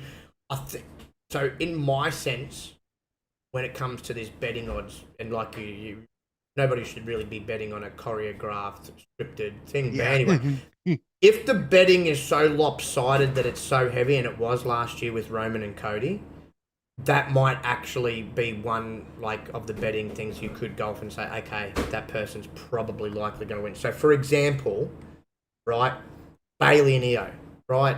Bayley is that heavily favoured, like a Roman Reigns type of heavily favoured, right. Like he was, that it's probably, I would say, a good 90% guarantee that Bayley's going to come out on top in that.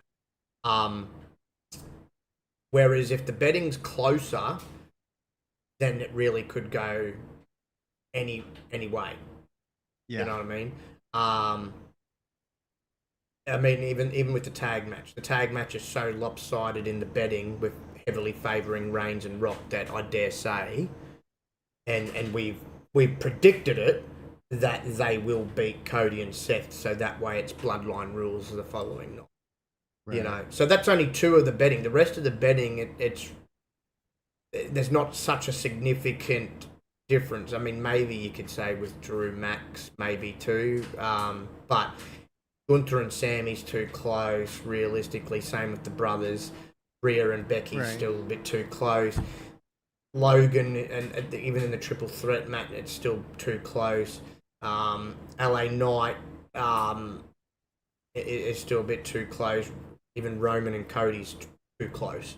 And so, yeah, I'd say if you're just looking at the betting odds, I'd say likely Roman and Rock would probably win, and Bayley is probably likely to win, because of just how heavily favoured it is.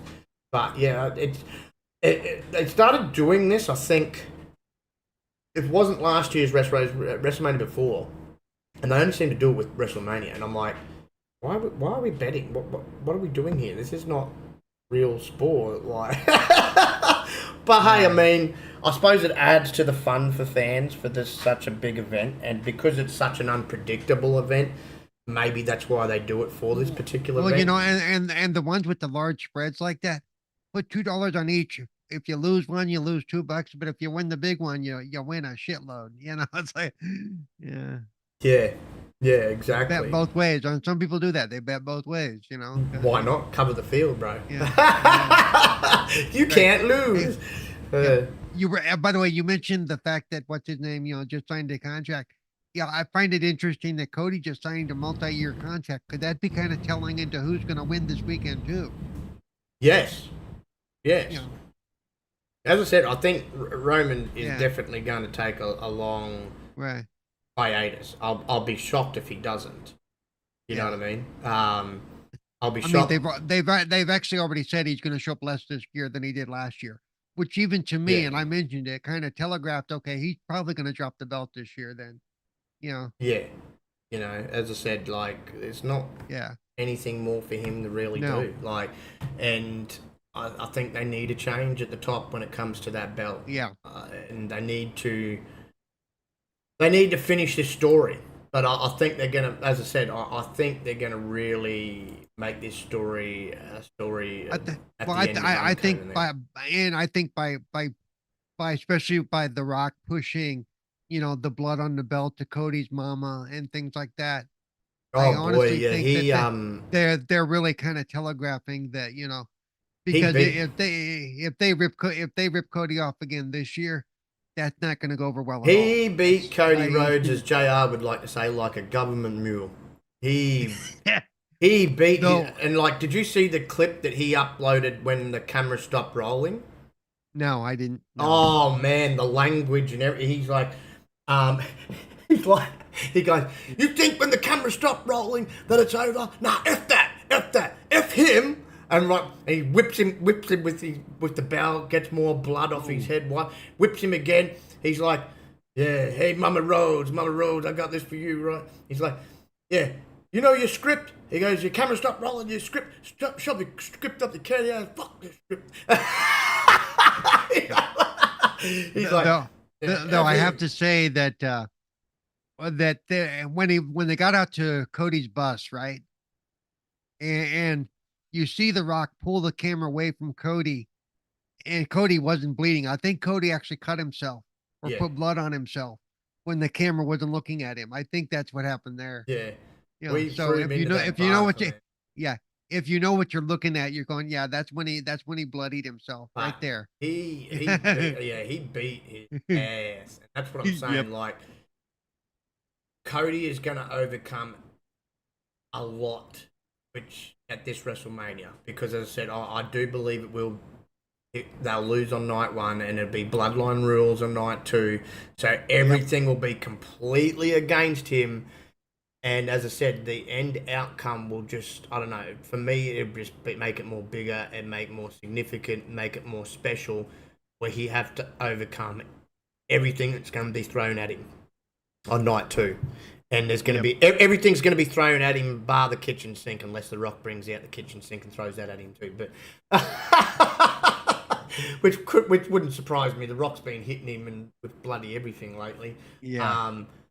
But I'm telling you now, like, I've got to admit that I do love this final boss version of The Rock. Yeah.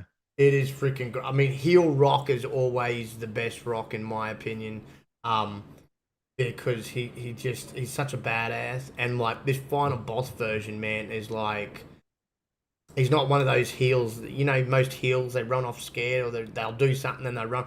This Yep. one's just like charging at you, running through you, and beating your ass. Like, he is like a hardcore final Yeah. boss. Like, I'm gonna beat Yeah. your ass, boy. By the way, I gotta say, I love Cody's little trailer though. By the way, I think Cody's trailer looks hot. Oh yeah, did you see that he's bringing out a new shirt because of the beating he copped? No, I didn't see the so new it's his shirt. Yeah. it's his emblem, but with blood all over it. Oh, Yeah, because yeah, as I said, The Rock beat him really, really badly. no, As I said, when the I did camera like it when stopped Cody rolling, had his dog outside the bus and had the sign on it said "The Rock is a cat," yeah. But like when the which made camera me I stopped rolling, if you get to see called the that cat a footage, pussy, called Rock a oh, pussy. He called, I think he does it 2 or 3 times. The 2 or 3 times he hits Cody with that belt, my God, yeah, he's unrelenting. Like really yep, hits him. And yep. Cody's yelp, I think, is literally a yelp out of it stinging on his back. Like, oh man, I Yeah. was like, oh, that is, yeah. Rock's added another element to this whole feud, and it's like, well, it's one thing to end Roman's reign and beat the Tribal Chief, but you got to take down this badass final boss, you know, and the final boss is bigger and badder than the Tribal Chief. Like, And I think he will. And I think he will. I don't think this is going to go unanswered at all. I don't. no, Yeah. even in the loss in the first match, I think Cody still Yeah.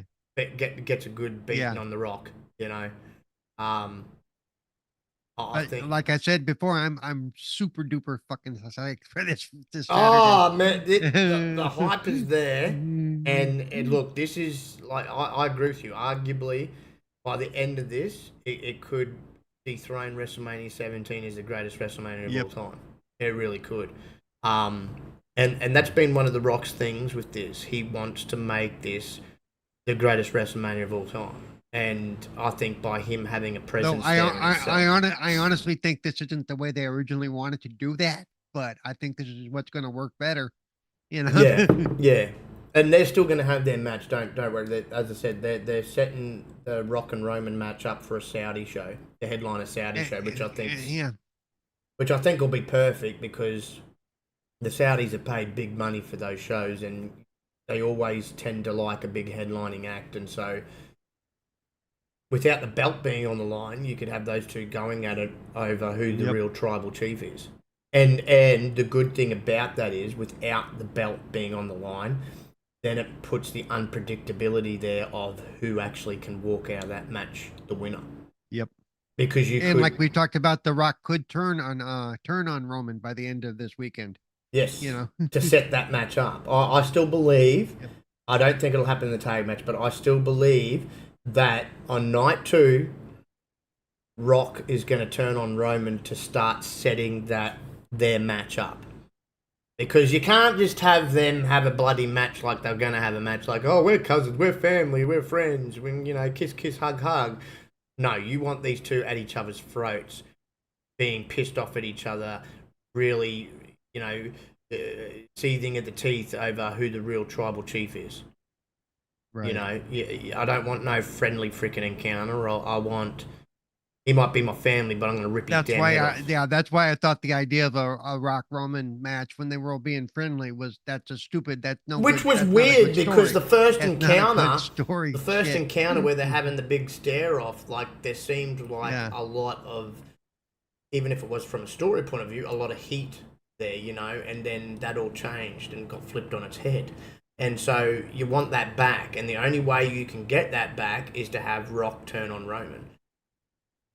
Or, I mean, you could have it the other way and have Roman turn on Rock, and do something to the Rock. I mean, you could have it that way too, but either way, someone's out of those two have got to turn on the other to Right. instigate and start the beginning of the feud. Even if you're going to build it up for a few months leading into one of the Saudi shows later in the year, or heck, if you want to do it at SummerSlam even. And then if you do have the match and it's all about being tribal chief, I'd have The Rock whoop his ass. Yep. Because The Rock is, well, should be the true tribal chief now. He really should. Right. One, he's elder, for starters, and usually it's an elder that is the head of the table, the tribal chief, and then, eventually they will hand it off. But I would, to continue his story, I'd have that, because you could still keep Rock heel, and you could slowly turn Roman babyface. because there's been the rumors that, you know, because he's had a big long heel run, that they want to try him again as a baby face. And I think now's the time that, you know, fans, you know, they didn't.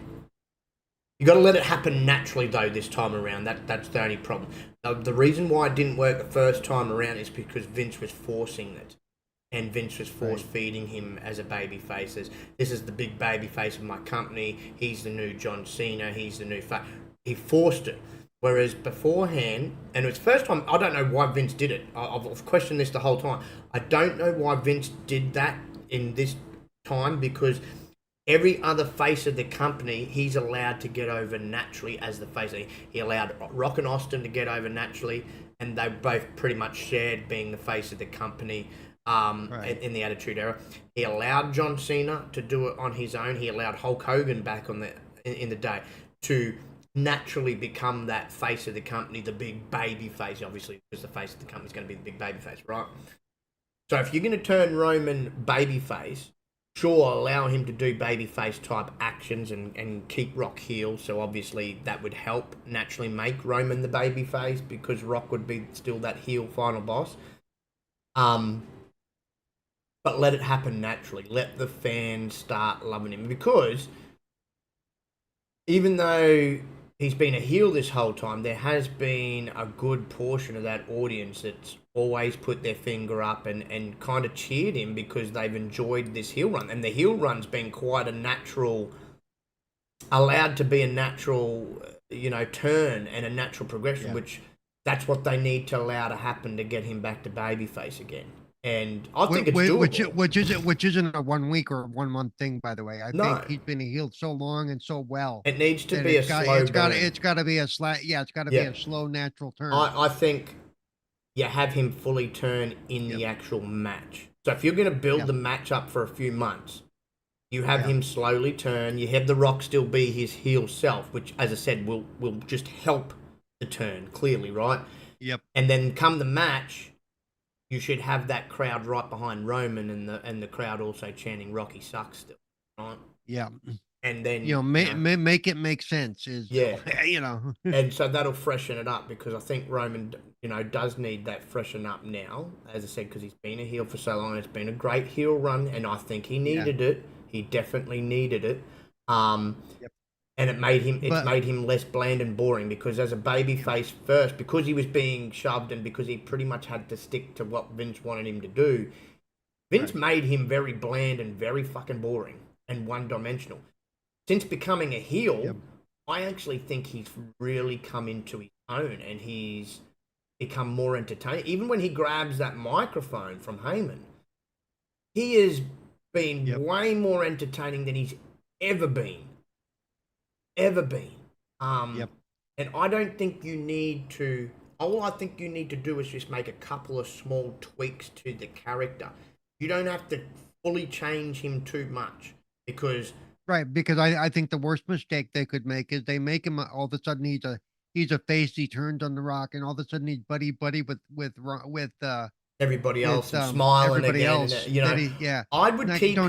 Don't do that. Pretty, I would keep him pretty much the way he is, because I think fans could relate to that in the babyface light. You know, let him run. Yeah, let him run as a tweener for a while. Yeah. You know, keep him as this smart ass, because he's learnt to be a smart ass while being here. A smart ass, badass, you know. But maybe he starts showing a little bit of respect to to Cody and those guys. You know, maybe slowly but surely. Not huggy, but at least showing respect. No, exactly. You know? And so, you know, I think, like, one way to start that process, right? If he drops the title to Cody, have him shake Cody's hands at the end of the match. Yeah. Say which the is bloodline's a great way that they do that. Which is a great way they do that sometimes. Man. Yeah, and like, say at the end of the match, because the bloodline's pissed off, say they're about to enter to try and beat him, and he stops them and just shakes his head like, no. Something just came up on my TV that reminded me there is something I wanted to ask you about. Yeah. The speed matches that are going to take place on X. They're going to be 3 to 5 minute matches that are just going to be boom, boom, boom. Yeah. Yeah, very, I'm very interested quick. to see that starts on Wednesday. I'm interested Yeah. to see how that's going to work and if it's going to hold. Yeah, Yeah. Yobi, welcome in, brother. Good to see you, Mr. Peace, love, love. Yeah, Paul touched on that at the top of the show. It was such a fantastic interview, that CM Punk interview. Yep. He got a lot out there and a lot off his chest, so it was good. It was good.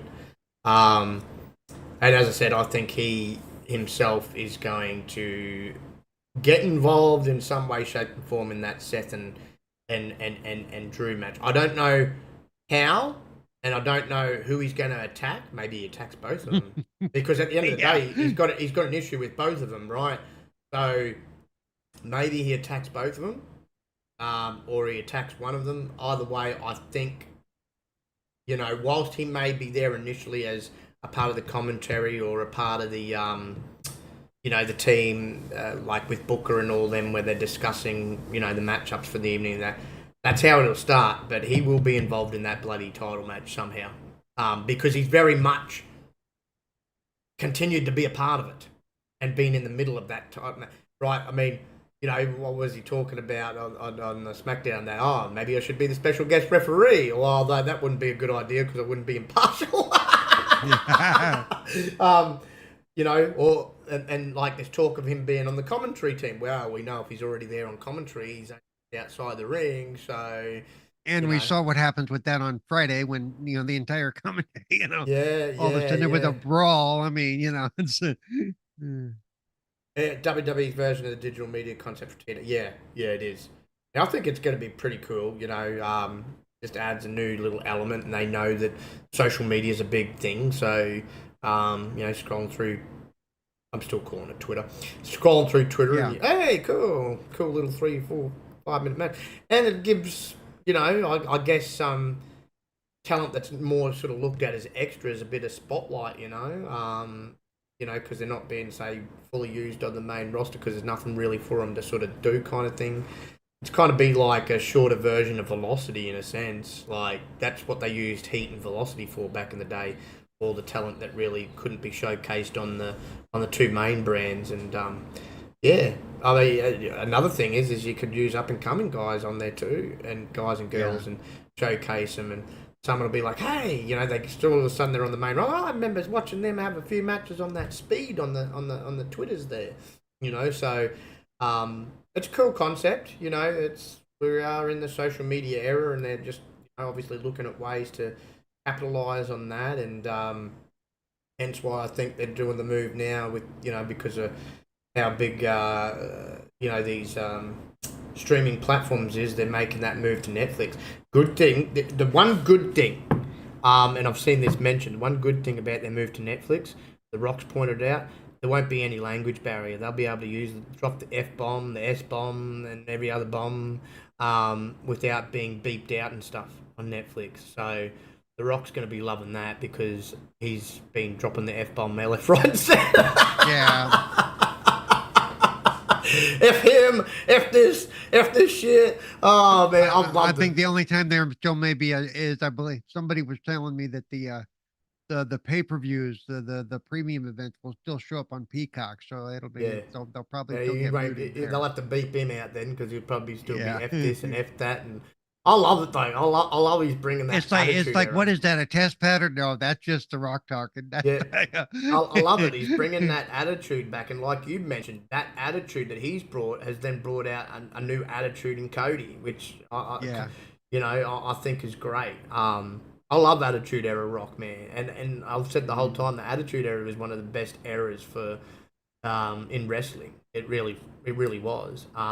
Yeah. A lot of controversial stuff and everything, and even the era that followed it was pretty damn good too. The Ruthless Aggression era that John Cena kicked off. I mean, that was still pretty violent as well, because that was still pre-PG as well. But I think they need to fully move out of the PG era. Like the PG. Well, I think when they really started to cry was the Attitude was like with the DX on the Suck It thing was when they really started to cross into the And I think now's the time. Like they've been PG for far too long. Like I think they need to move out of it and sort of go into a little bit more mature content because You know, they don't have to swear and use coarse language all the time, every minute of Yeah, I every was gonna segment. say they don't have to do it just because But they can. It no, should still but make sense. I, Yeah. I, I think that allowing your talent to use it kind of adds to it in some degree, Yeah. you know, and it gives that edginess and that attitude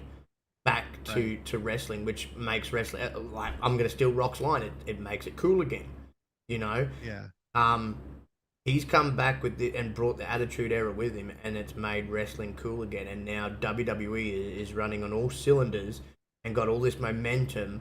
And as I said, I think now's the time to transition out of that PG, the PG baby crap. Like, you know, it was all right for a while, and now I think people are expecting it to be that Yeah. edgier and attitude. But again, make it fit naturally because I'm sure some of the wrestlers aren't going to want to be as edgy as The Rock. So let them do what they naturally do. Yeah, yeah. Don't don't sit there and go, no, you need to cuss more. No, stop that. No, You know, it's no, exactly. If it makes sense, it makes sense, you know. Right. But no, I love the more edgy attitude side of it that they're bringing out again, because I think that's how wrestling should be, and Right. it just adds a new element, and it adds a viciousness to it that's been lacking for quite some time, and it makes for more intriguing storytelling. Well, yeah, because you know that even the after the cameras were up thing that The Rock posted on X, Yeah. Cody had to okay that. You know, Cody wasn't like taken by surprise. You know, it's like he knew it was going to happen. Yeah, So the Rock went up to him and it's just said, "Cody, you're gonna lay down. I'll whip you like a government mule, boy." yeah, he probably said, "Look, we're actually going to do this spot beyond what the cameras can do, and Yeah. I'm gonna, it's like okay, whatever, You think the cameras will stop rolling? That it's just gonna stop? No, F that. F your script. And F him. Yeah. I loved it. Yeah. I'm like, oh my god. He's like, here, Mama Rose, Mama Rose. Here's your blood, Mama Rose. Here's your belt, Mama Rose. Look at your boy. Look at your boy now, all bloodied up. So from a character standpoint, I really do hope The Rock gets his clock cleaned. Literally, I mean, I think, as I said, I think even regardless of what the outcome for that tag match will be, I think Cody will get his on the Rock in that match. yeah. Rock is gonna Rock is gonna cop what's Cody's finisher again? Man, what's his Oh, the one. What's it called? Yeah, I can picture it. I just can't remember what they call it. Yobi, help us out, brother. I'm spacing on Cody's finisher. Crossroads, that's right. So Crossroads, I think yeah. he'll cop at Crossroads or two in the match, regardless if they still end up winning. But yeah, and Cody's probably definitely going to lay in some punches there. Maybe makes Rock bleed in the match. You know, which Right. Rock's made used Cody to. bleed you made Cody bleed outside. Let's make you bleed inside. Yeah, yeah. Maybe Mama Road still gets that weight belt, but it won't be her son's blood on it. Or maybe they'll do like they had Dominic's mother do a couple of years ago and slap him. I know Have, it'd be. I know it'd be a real. have the Rock walk up to a have the Rock walk up to real Mrs. nasty attitude thing to have the do. Rock up to have the Rock walk up to Mrs. Cody's mother. You know And what just I have would her like to smack him see? across the head. It would really add a new attitude element again to Cody, but Cody gets his weight belt that he wears to the ring, gets Rock's blood on it, and then goes up to Mama Rock and hands it to Mama Rock. And she's such a sweet woman, though, but still. I was gonna say, if anything, she might be on Cody's side in all this. Actually, Yeah, Rock goes up to Mama. Hey, Mama, whack! Goes up to Mama Rhodes, whack! Let's just hope he doesn't give the belt to a kid after he gets Rock's blood on it. You know? Oh, no. Here you go. Here's a souvenir for you. Yeah. Don't worry about. Yay! Don't worry about the tomato sauce, strawberry jam. Yeah, I got the Rock DNA. Yay! Yeah. Be up on eBay an hour later. Oh man, no, but I would like to see no joke, because Rock's been making it such an emphasis to hand a bloodied weight belt to his mum. It'd just be nice to see Cody do it and give it to Rock's mum. Because I dare say Rock's mum will probably be in attendance. She usually is for these big events. Yeah. If he's a part of it anyway. Yep. And yeah, so Well, I think and Cody's shown that he's taking the high road where the mom thing is concerned too. Remember you know, where well, I'm going to talk about your mother too. She's a really nice lady. I did love that. Yeah. Which she is. She really is. She's a sweetheart. But I did love the way he did that though. Was just perfect. Yeah. Well, I'm going to talk about your mother too. She's a really nice lady. Yeah. Rock's face would have been like really angry at first, and then he said that. Then it would have had a confused look on his face, like, "Huh? You gotta give my mum a respect." Well, it's not your mum that's been hitting me like a government mule.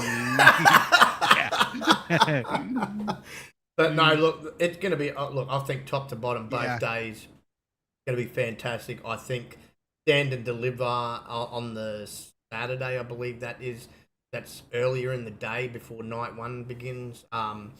Geez, day one of wrestling is huge because you've got Stand to Deliver first and then one following it. So NXT Stand Deliver is going to be awesome, like it usually is too. That's basically their WrestleMania for NXT.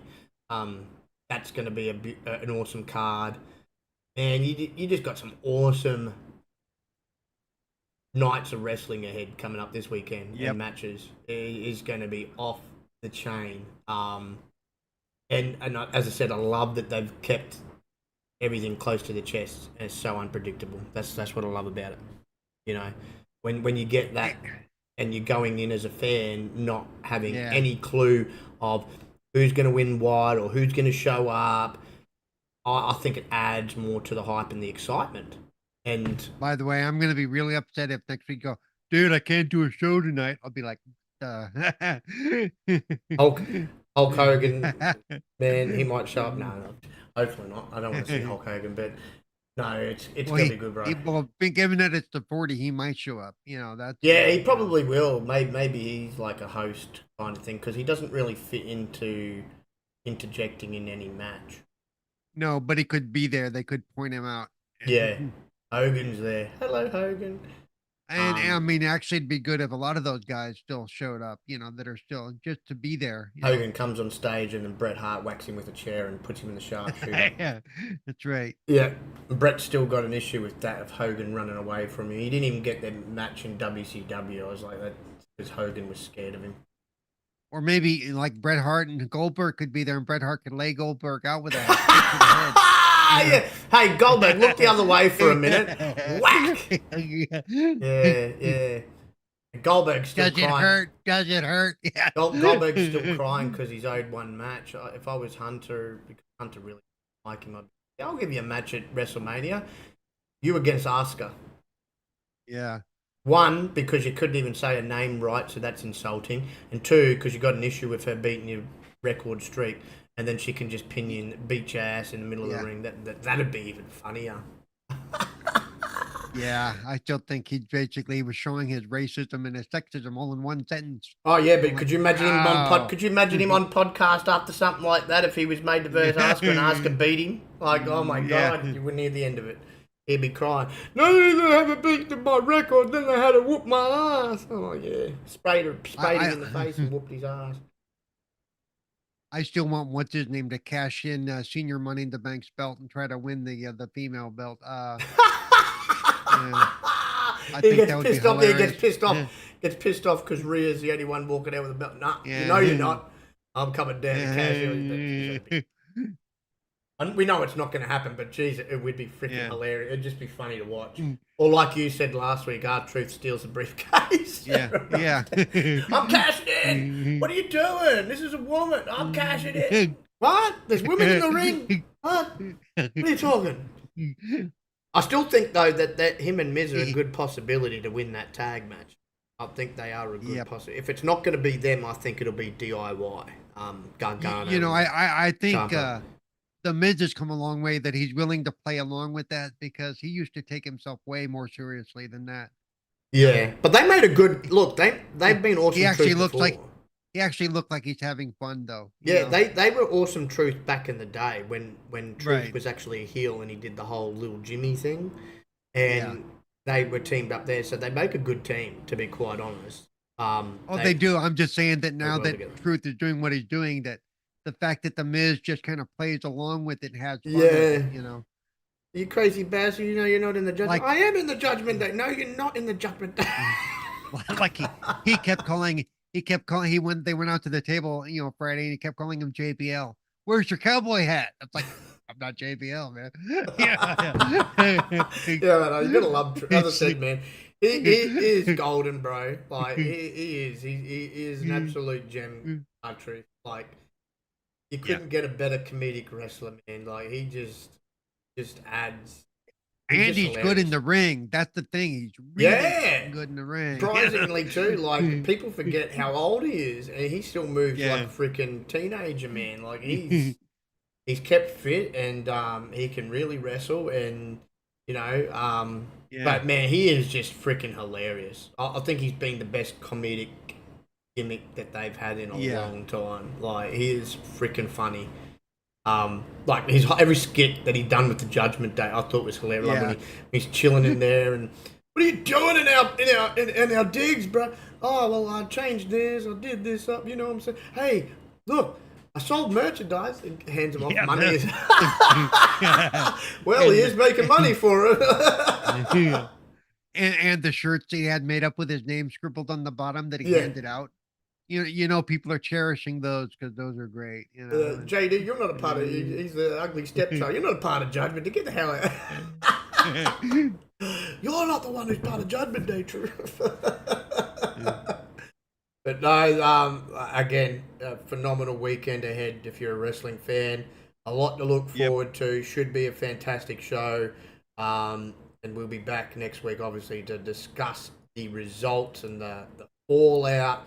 As we know, the Raw after WrestleMania is usually the biggest Raw of the year, because even more shit goes down, more surprises happen, debuts can happen as well. People bitch about the match they lost the night before. break down the stables, you know, you name it. Like the fallout's going to be crazy, especially after this year's WrestleMania. Be crazy. Maybe Marmy just beats the crap out of every member of Judgment Day and says, I think she's about ready to. She's like, you know. Yeah, well, I mean, she is. I mean, she doesn't need to be in a stable. She's a big enough name on her own. You know, she doesn't need them. I think they need her and her star power more than she needs them. Put it that way. But yeah, no. That's all we got for you this week, folks. I want to thank, of course, the Rockin' One for rocking out with us in the chat as always. Legendary one himself, Mr. Legendary Yobi, Mr. Peace Love Live, back from the dead. Good to see you in here, brother. PK, back in the States, back from holiday. Glad you had an awesome holiday, brother, and feeling well. It's fantastic to see you in the chat, sir. Timmy, always good to see you, brother, and cannot thank you enough for your support each week. Sister Cozy Beluga was up in the building. Fantastic to see you, sis. Hope you're having a great day and great evening. And of course, all the lurkers, cannot thank you all enough as well. Every little bit of support is greatly appreciated. And if you enjoy the show, of course, don't forget to hit that like button and hit that subscribe button if you haven't already done so, because there's always a lot of great content here on the 4GQ TV channel. Without further ado, Paul, did you want to let the folks know absolutely everywhere they can find you, brother? Sure, you can find me on Twitter or X at CerebralPaul1. You can find me at Twitch at Cerebral Paul. Tuesdays, you can find me on Twitch for the Gaming Differently with Cerebral Paul show on the Xbox Ambassadors Twitch feed. Tomorrow, I am playing one of the first Stalker games, and I'm also giving away a copy of the Stalker trilogy. Ooh. That's going to be at 12:30 p.m. Pacific, 3:30 p.m. Eastern. Then, of course, on Mondays and Thursdays, you can find me here on 4GQ TV. On Fridays, you can find me Wasted with Wise. There you go, folks. And get in on that Stalker deal, because that's great games, man. Great game. And to get you ready for the next game that's coming out, I believe September, I believe it is. Yeah, it's coming out really soon now. Relatively soon. Relatively soon. The year's flying like it usually does, so it'll be here in no time. But of course, you can find me everywhere as Moon Man on the app formerly known as Twitter, and on the Steam, on the Xbox app. You can also find me here every Monday evening with my partner in crime, the cerebral one himself. And I know PK. What was he saying in the chat? Pineapple juice. He needs some more juice. Yeah. Cheeky. But no, every Monday evening with Pop-Up Powerbomb, where we talk all things wrestling. Of course, we're talking all things Wrestlemania right now, as it's Wrestlemania season. So do check us out next week after the pay-per-views. And of course, every Wednesday evening where we talk all things gaming with the Backlog Bastards. Yeah, apart from that, do check out the 4GQ podcast, which is the day following the Bastards. You've also got over the weekend the All Females podcast with Cozy, Death Dealer, and Mahatma. And then, of course, some fantastic interviews that are constantly dropping on the channel, thanks to Carlo and Paul. They usually interview anybody from all around the entertainment industry, basically. Hey, Carlo interviewed the lead singer for Iron Maiden this last week. Yeah, there you go. That one up. So there you go. You love Iron Maiden and the old school rock. Go check that out. And I'm sure there's more to come. So a lot of great content. Don't forget to hit the notification bell too. You'll know when any of us go live or any of the interviews are uploaded. And until next time, I hope everybody enjoys the rest of their evening and look forward to WrestleMania and hope everybody enjoys it. All right, good night, everybody.